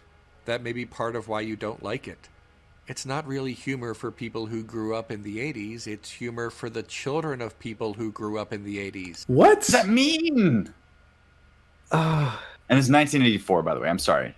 7 years, not 9. But What is this? What is this argumentation? It's not for what? Let me go back. can I just point out that It the wasn't original made for you. Ghostbusters made more money in 1984 dollars than 2016 did in 2016 dollars. Inflation. But he's unironically going for the argument. It wasn't made for you. I know he's doing that, and that's like, wow, excellent. So in combination with it's not made for you, and then saying we don't judge a movie by its profits. I wonder what you're trying to protect there. You said super chat from Lancelot 652. In the words of Brie Larson, it wasn't made for you. Yeah, Exactly. and yet you think it would be. Why not? Why the capitalist way of doing this would be? No. Oh, we This have is the a- children of people who saw this when they were kids. So why don't we want to have a whole family come together to watch it? This is a Ghostbusters film. Do you know the reason why they made it? He even made this argumentation of where they needed to make it Ghostbusters, apparently, because they wanted it to. What was it? Yeah, because they want. Apparently, it had to be Ghostbusters because that's all it could be. It wasn't possible to make another story about ghosts.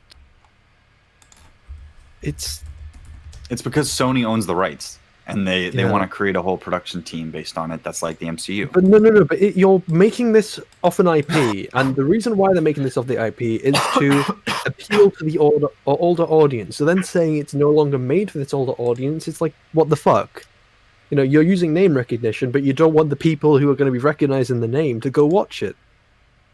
And this is not based on age, as you said, Glib. You know, me and you, we weren't born at the time where, you know, the film was made, and we Right. still enjoy it. But apparently this is okay because he gave the comparison of that, you know, he's not my president sort of thing. We're just thinking improperly. So he accepts the fact that that it's would- okay. It's I think he's more. He's probably saying we're just spoiled or whatever. no. He's using this argument that it's for comedy of another generation of the people who watched it. And you're like, wait, what? That's why I want to rewatch no, because his Talking explanation. about not my president, because he was saying that they say it with the same dictation of not my president. Which he accepted, but for a different reason. And he's trying to explain that reason. I'm like, okay, this is really... He's comparing apples and oranges. I'm like, all right, I just haven't grasped the apple, and you still haven't explained the orange. I'm just like, oh, let's go. Let's try it again. Round 2. Here we go. That may be part of why you don't like it. It's not really humor for people who grew up in the 80s. It's humor for the children of people who grew up in the 80s. Okay. But I'm that person. But I'm that person, and I didn't enjoy it. No, you're not young enough. He's showing all these pictures of 8-year-olds. The movie's made for 8-year-olds. It's not made for eight-year-olds, because obviously my dad grew up in the 80s, and guess what? I'm now 20 years old, so the math works. What the fuck is the kids who grow up from the people who grew up in the 80s. I guess you have to watch British Improv as well to get the jokes. Like something like that. I don't know. Something around those lines.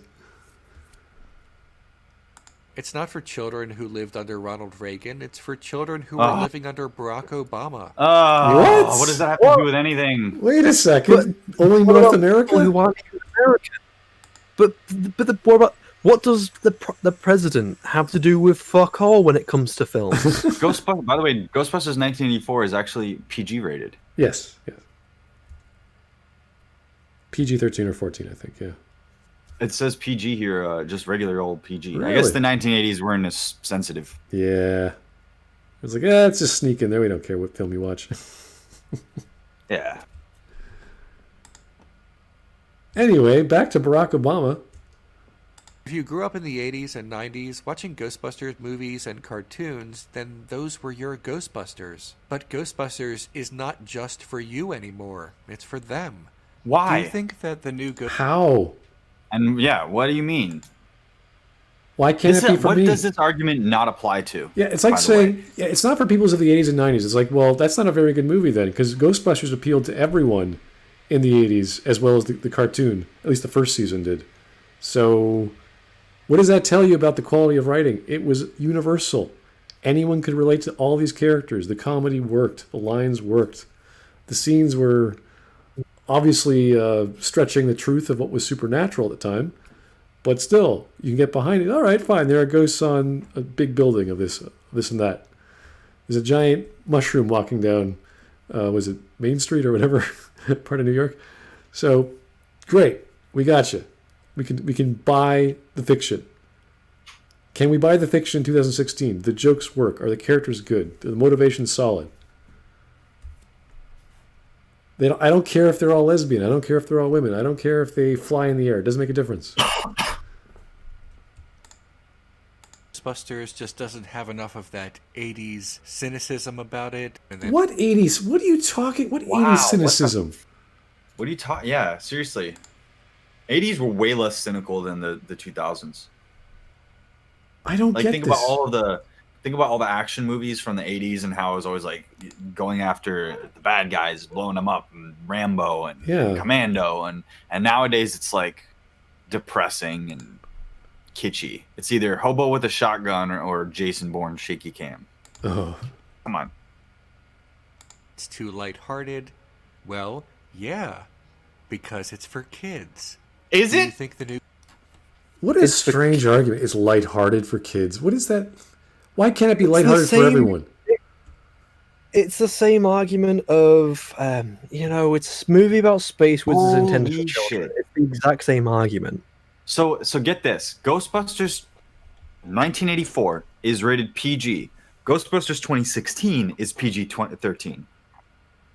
So apparently the ratings board doesn't agree with them. There were plenty of For sexual 13-year-olds. jokes that I saw Is it- in an interview for Ghostbusters 2016. So, is that really for kids? That got into all the cracks. Yeah, that's not a joke for kids. Because it's an adult reference. There were adult words in the real Ghostbusters cartoon, but they were so cleverly put in there because they were such complicated words that no one's ever heard before. So when Egon Spengler says something like that, you're like, Egon, what the hell did you just say? And then you actually go to the dictionary to figure out that word. It's like, oh my god, that's a really obscure sexual reference. That the not the counselors, the whatever body that checks to make sure a kid's TV show is a kid's TV show couldn't figure it out, so they let it slide, which is the genius of J. Michael Straczynski, that he actually wrote that stuff and got it through the censors. So I love this extended version for profanity under the Parents Guide on IMDb. Extended version uses alternate takes of certain scenes as well as additional scenes, which adds one use of the F word, asshole, and religious profanities, thereby steering the film away from kid-friendly. yeah, One use of shit, a few dams and hells, a few ass, a couple bitch. Extended use of the middle finger in one scene. Is there any profanity in the original? I think we saw, we kicked its ass, and then the one where he says, what does he say? Yes, this man has no dick. That was a really funny joke. But anyway, who cares? here's some super That chats. rating's stupid anyway. That's so Skaven. Oh wow, if there was a gold medal, BS take the win. Yeah. Yeah, he did. He is. He's winning. He's winning the bread tube award. Is that Or what he at is? least- Oh. We're with the bread tuber. I didn't even know he was a bread tuber. Jeez. Oh, it's leftist commentary YouTube. I guess, it's yeah. not. Yeah, Technically. I'm kind of making a joke. I'm sure he did disagree. I'm not gonna put anybody into any boxes unless I'm absolutely sure that that's what they're doing. Here's Bogue. Gone with the Wind is made for normal people. Apparently so, and it wasn't. There is a on Sky Media, apparently there is a disclaimer on Aliens now. I saw this on Twitter, and somebody from Europe or Australia or wherever that is can tell me. It says this film has themes or morals or whatever that don't line up with modern day, and I thought that was so insulting because we always like to go, hey, here's a good version of a female character, and Sky is saying, oh no, it's not. That's outdated. So it's just ridiculous. We're at clown levels of ridiculousness. Ghostbusters looks too much like Scooby-Doo? Yeah, it kind of does. Because it's for kids. PG-13. It's why this movie won Best Picture at the Nickelodeon Kids' Choice Awards. PG-13. Because it's a movie for kids. PG-13. And the kids. It's a movie about space which is intended for children. Yeah, what doesn't this apply to? And why kids? Why are you making a Ghostbusters movie for kids? And what's the rating system behind Nickelodeon? Who graded that? How? It got an award for kids. Okay, how? What does that mean? Yeah, I have more of a question of how that got an award for kids when, again, you have really on-the-face terrible jokes of it got in every crack. I mean every crack. Because they're trying to sell the movie to kids somehow. But that's... Like Sorry, I'm allergic to bullshit. Now, it's not only a movie Sorry, I'm getting for a lot of kids. bullshit I on mean, this I line. liked it too, but definitely it had them in mind more than myself. Sure, the studio undoubtedly wanted everyone's dollar at the box office, including Right. older fans curious about their childhood franchise. But So this it's was not. clearly made and rated for families to take their children and buy the toys and other merchandise. The original Ghostbusters was Wait, they have Ghostbuster grenades now? Okay. Yes. There's all sorts of ridiculous shit. So here's the thing. If you if you're trying to make it for all audiences, and you want to make merchandising, then that is an objective failure based on what the studio wanted. Right? Because people didn't want to buy the merchandise. The families did not go out to see this. It did not get a family rating. So how did it accomplish that? It's actually good, and it's actually for children according to Renegade Cut, but it didn't hit its target market, didn't get what it was trying to get out, and didn't even achieve the rating that it was trying to hit. I seem to recall. This sounds like lies. I seem to recall that interview with what's his name, Ray. I can't remember. Dan Aykroyd, and he was saying that they went 80 million over budget. I think. Oh yeah, and that Feig is not being invited back on the lot because they didn't shoot scenes that they knew that they would have to. Yeah. So, bad directing, bad script, not good comedy, reshoots. Yep. Crude and adult, but it was also rated PG. It was a hit with children, even if a handful of scenes were not really appropriate for them. Because that's what kids like. They like to be a little bit ahead of the curve. If they're 10, they want to know what's going on in a PG-13 movie. If they're 13, they want to go see an R-rated movie. So you make the movie for people that are old enough, and then the kids will, at their own discretion, find their way to it. The reason why kids love playing Ghostbusters is because of the cartoony elements, is because of those fun elements, right? But Well, I'd say the cartoons probably have a impact as well. Sure, but what I'm saying is that Ghostbusters is more adventuresome and family-friendly in the 1984 version, but also having nods to the older audience, combining those two audiences. And they were lucky that they existed in a time that would hand out PG ratings a little bit more conservatively. I mean, a little bit more liberally, I guess. Proton packs lined the shelves at Toys R Us in the 80s. Cartoons were made. Children bought the toys, they wore the costumes on Halloween, they memorized the lines from the movie, and played make-believe with their friends and argued over who got to be Venkman. And now, it's their turn. Except it's not happening. Because it's not good. And you're making a video to say it's actually good because you're trying to convince us. Because it was you good in wouldn't the have to 80s. make this video if it were obvious. Because the original two series were so good. Well, actually, the second one was more of less a copy of the first, but it was such a hit in the 80s that now it's 2010s, therefore it's also good. That's a really weak argument. The franchise is back, except it sucks. It's not the same. You've ruined it. Part of growing up is passing what you had to the next generation and recognizing that the world is not marketing some things to you anymore. That does not mean you can't enjoy media for youngsters. That does not mean you can't collect the toys. That does not mean watching media for children is itself childish. What are you talking about? We don't care about that. You can play with toys as an adult. That's not the problem here. The movie isn't good. We're not have some stigma about playing with toys. We don't want to play with toys of a bad movie. It's that simple. Oh, more super chats. Here we go. Joe Crazy. Minions is a good movie because it's for kids. Really? I have no idea. Is it? Embarrassing. Okay. It's so stupid. Can't believe somebody with intellectual honesty would put that out there. Here's Bogue. So where's the Ghostbusters 2016 cartoon? Very good question. There's no demand for it. No one wanted to make it. No one was advocating for it.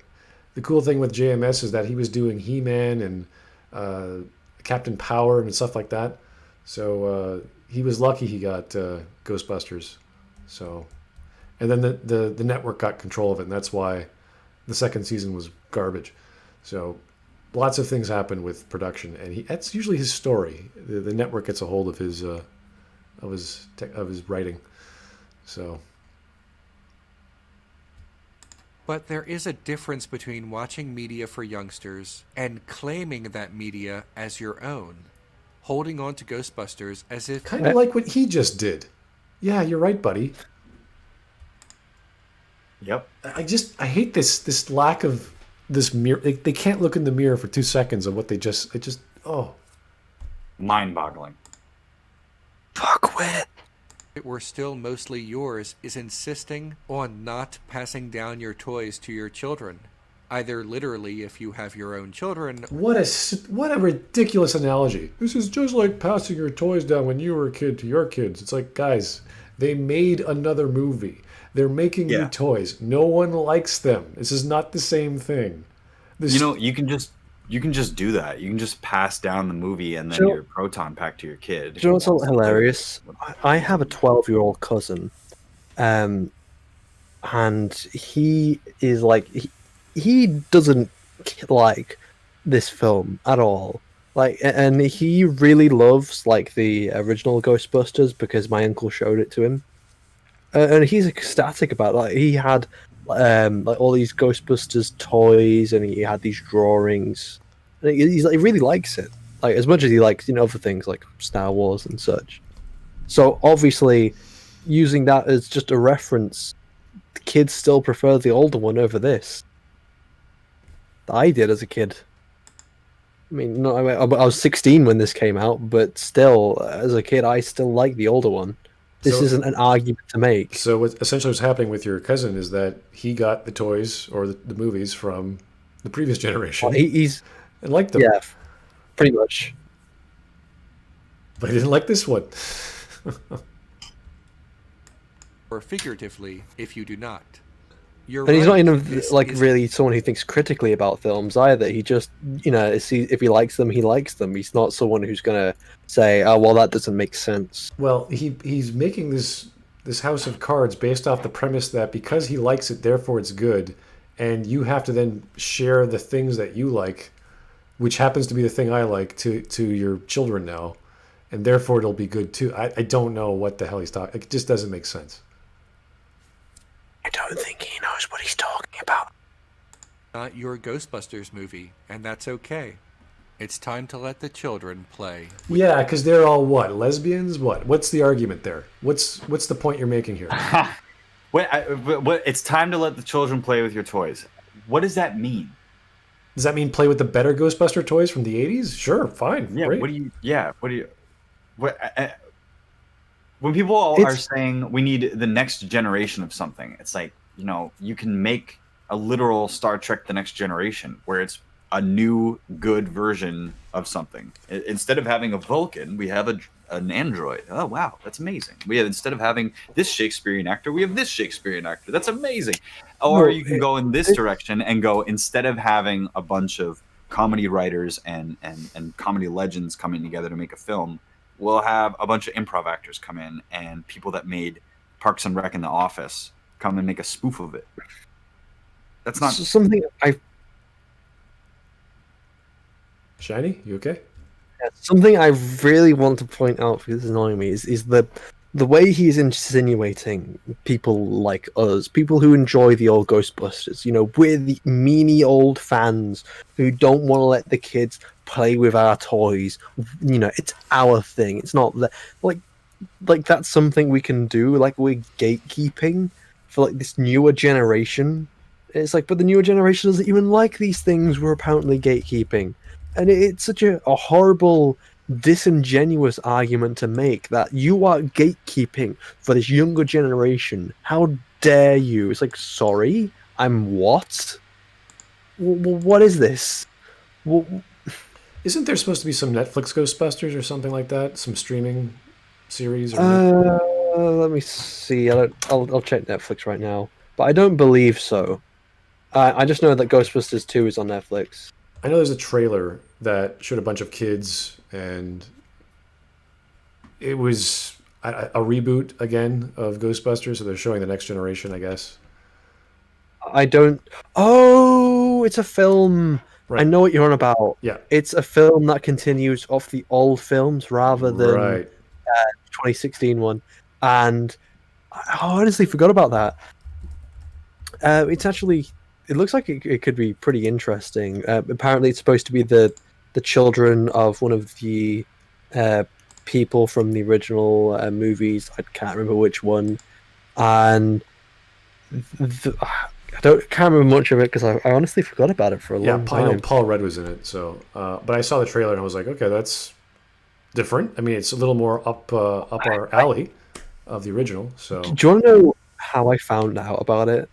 It was because one of the actresses came out on Twitter and they made a big stink of it, saying, "Oh, this is what Trump America looks like." It's like, what? They're making a film that's a sequel to the better films. That's not your. You do realize that if you're upset that your film is being rewritten and being ignored, how do you? But that's what your film did to the previous films. Quite literally, in fact, you're not a Yeah. sequel. You're a rewrite. You're an alternate universe. You're trying to come out and say this is our Ghostbusters. You didn't even say this is Ghostbusters Retribution. This is Ghostbusters now with women. This is just straight up Ghostbusters, which is why we have to call it Ghostbusters 2016, because you were trying to rebrand Ghostbusters as your thing, and now it's being ignored. You're upset. right, and now it looks like a version of Stranger Things. I think that's why I got confused with Netflix, just because it has kids and they're all sort of figuring stuff out. One of the cousins or one of the grandchildren is a descendant That's it. of the original Ghostbusters, that sort of thing. Ghostbusters Afterlife. Yeah. It's Egon's grandchildren. Oh, cool. All right, there you go. So yeah, that seems a bit more. Oh yeah, okay, that would be the next generation of Ghostbusters. Maybe it could suck. It's probably going to suck. All it's these a things suck, but it's more up I our don't alley. understand why. I don't People were understand why. asking for with Ghostbusters 2016. I believe it was Angry Joe. I don't think it would have been changed any better, but he proposed that they change it by making one of these girls who invent the proton pack the children of the people who came before, and that's the reason why they're here and why they're doing all these things. It wouldn't make the film good, but there were you can't change the fact that there were fans who were asking for this. The children a passing down of the torch story rather than just rewriting everything. Okay, Right. we're almost done here. We got 2 super Yeah. chats, and then we're going to keep on trucking. Tickleson, again, thank you, sir. We want kids to play with our toys, not dog poop. Yeah, well, you can play with dog poop. It's still a fun time in comparison to other movies. So Don't mess with the toys before you're gonna pass them down. Just let people play with the toys. yeah, let the hype build the reason to want toys. Because once you make something good, people. I wish there was something I could buy with my hamburger. I wish I had an upsell. Maybe some like potato something might be nice. Something fried. That might be like it makes sense. You don't just come out of the gate with it. You have to plan it out and figure out this is what people actually want. So that's the problem with all the Star Wars toys that were not sold. You have to have demand first before you make supply. So, anywho, basic economics. Joe Crazy, thank you, sir. It always annoys me whenever you say one bad about something they like, and their defense is either it's not for you or it's for kids. I always Not a good like plan. I always like to have a piece of media or a story or what have you know what it's trying to do. Like, what's the goal? Like, the premise of the work is to do X. Does it accomplish X? Yes or no? Is it successful as that? Is it a genre? Is it a goal? Is it a plot? That sort of thing. And then you say, well, who's this actually for? Who's going to watch this? Who's going to read this? Who's going to enjoy it? And the good stuff, like The Princess Bride, like stuff from the 80s, really is good stuff. Like, it's something for everyone. And anyone can appreciate watching Commando, I guess, unless you're a girl. You're like, oh, I don't like a guy going around slaughtering was it a small Lithuanian, was it small South African? I don't know. It's some Hispanic. I don't remember. It was just South a bunch of American guys to country. die. Just holy crap. There's entertainment to be had for everyone in certain capacities when you have a classic. A classic is a classic for a reason. And usually the obscure classics like The Master and Margarita, which is a Russian story, is very specific, but it hits that certain niche that is sort of the king of all the others in that niche or in that genre. So if you like stories, if you like movies, and it's for everyone and it's classic, it's probably good for everyone as well. So it's not just, hey, The Princess Bride is good for kids. It's like, no, The Princess Bride is a good movie. You can watch that at any point in time and you can relate to it. It doesn't matter if we evolve our consciousness to whatever, we could always go back and watch a great film and say, hey, back in the day, humans did that. And this is how they talked to people. And they thought true love was special. and they thought revenge against the death of a loved one was important. All these other themes and ideas.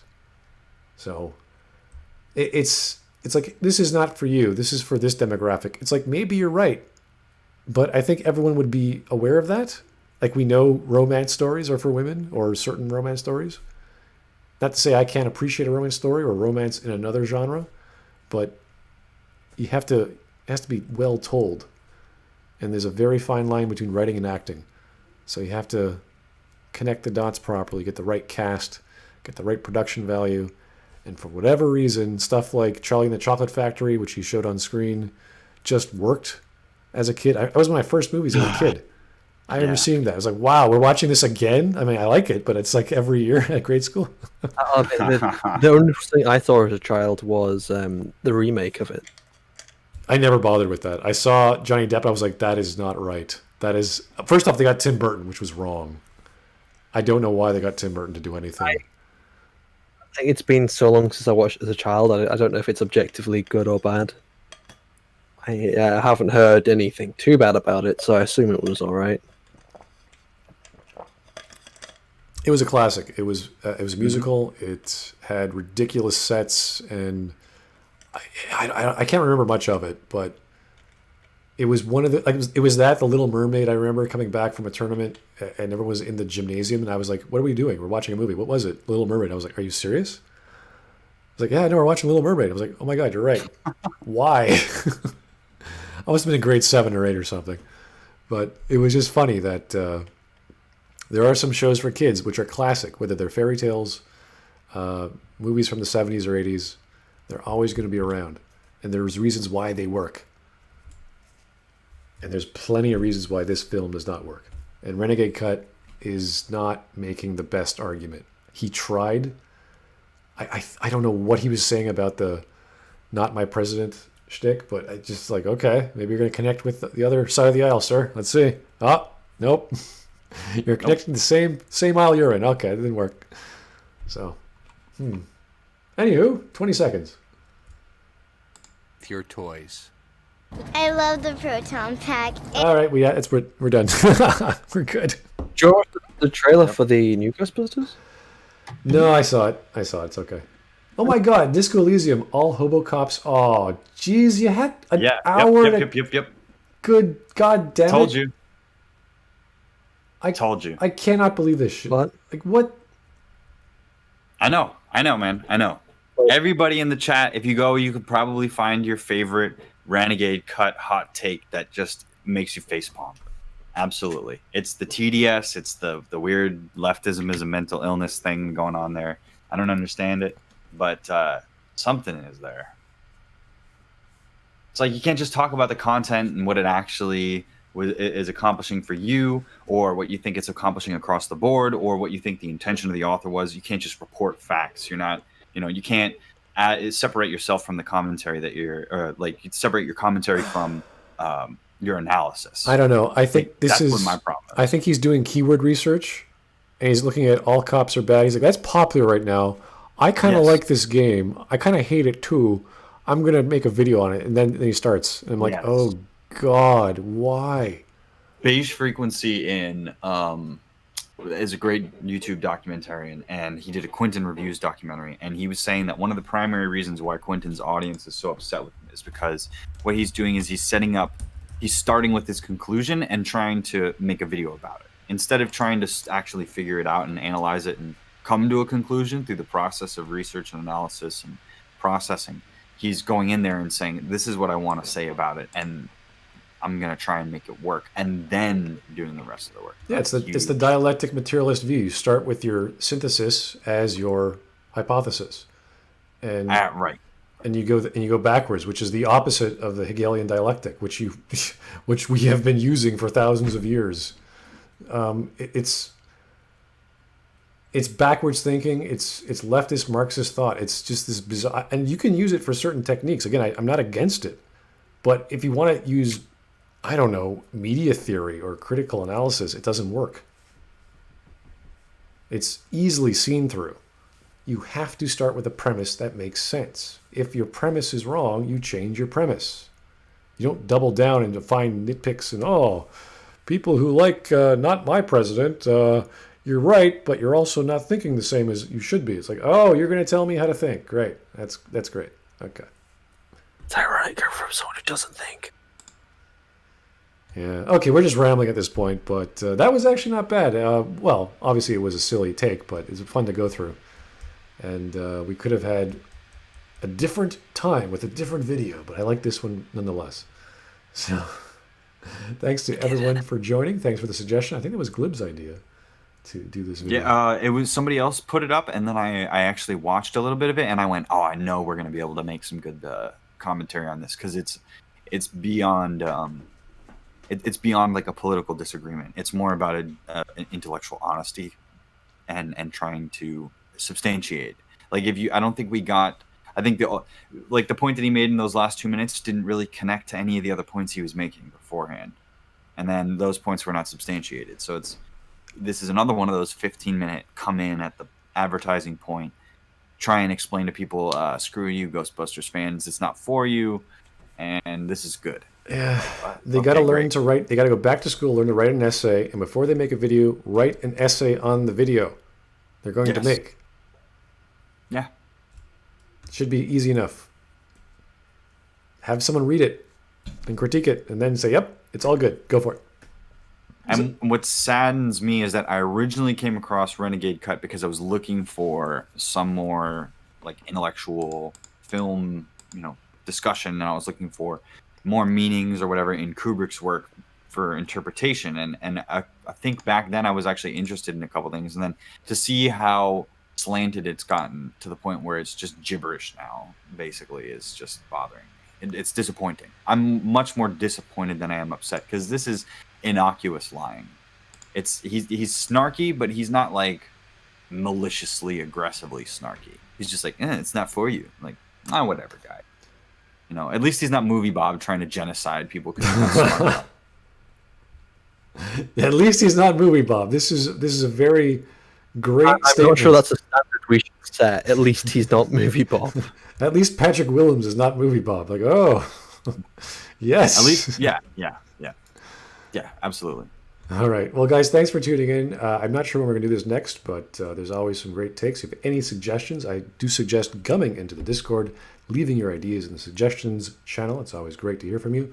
If you have any others, you don't want to join the Discord, leave it on Facebook, leave it on the comments below, and we will talk to you later. Thanks again.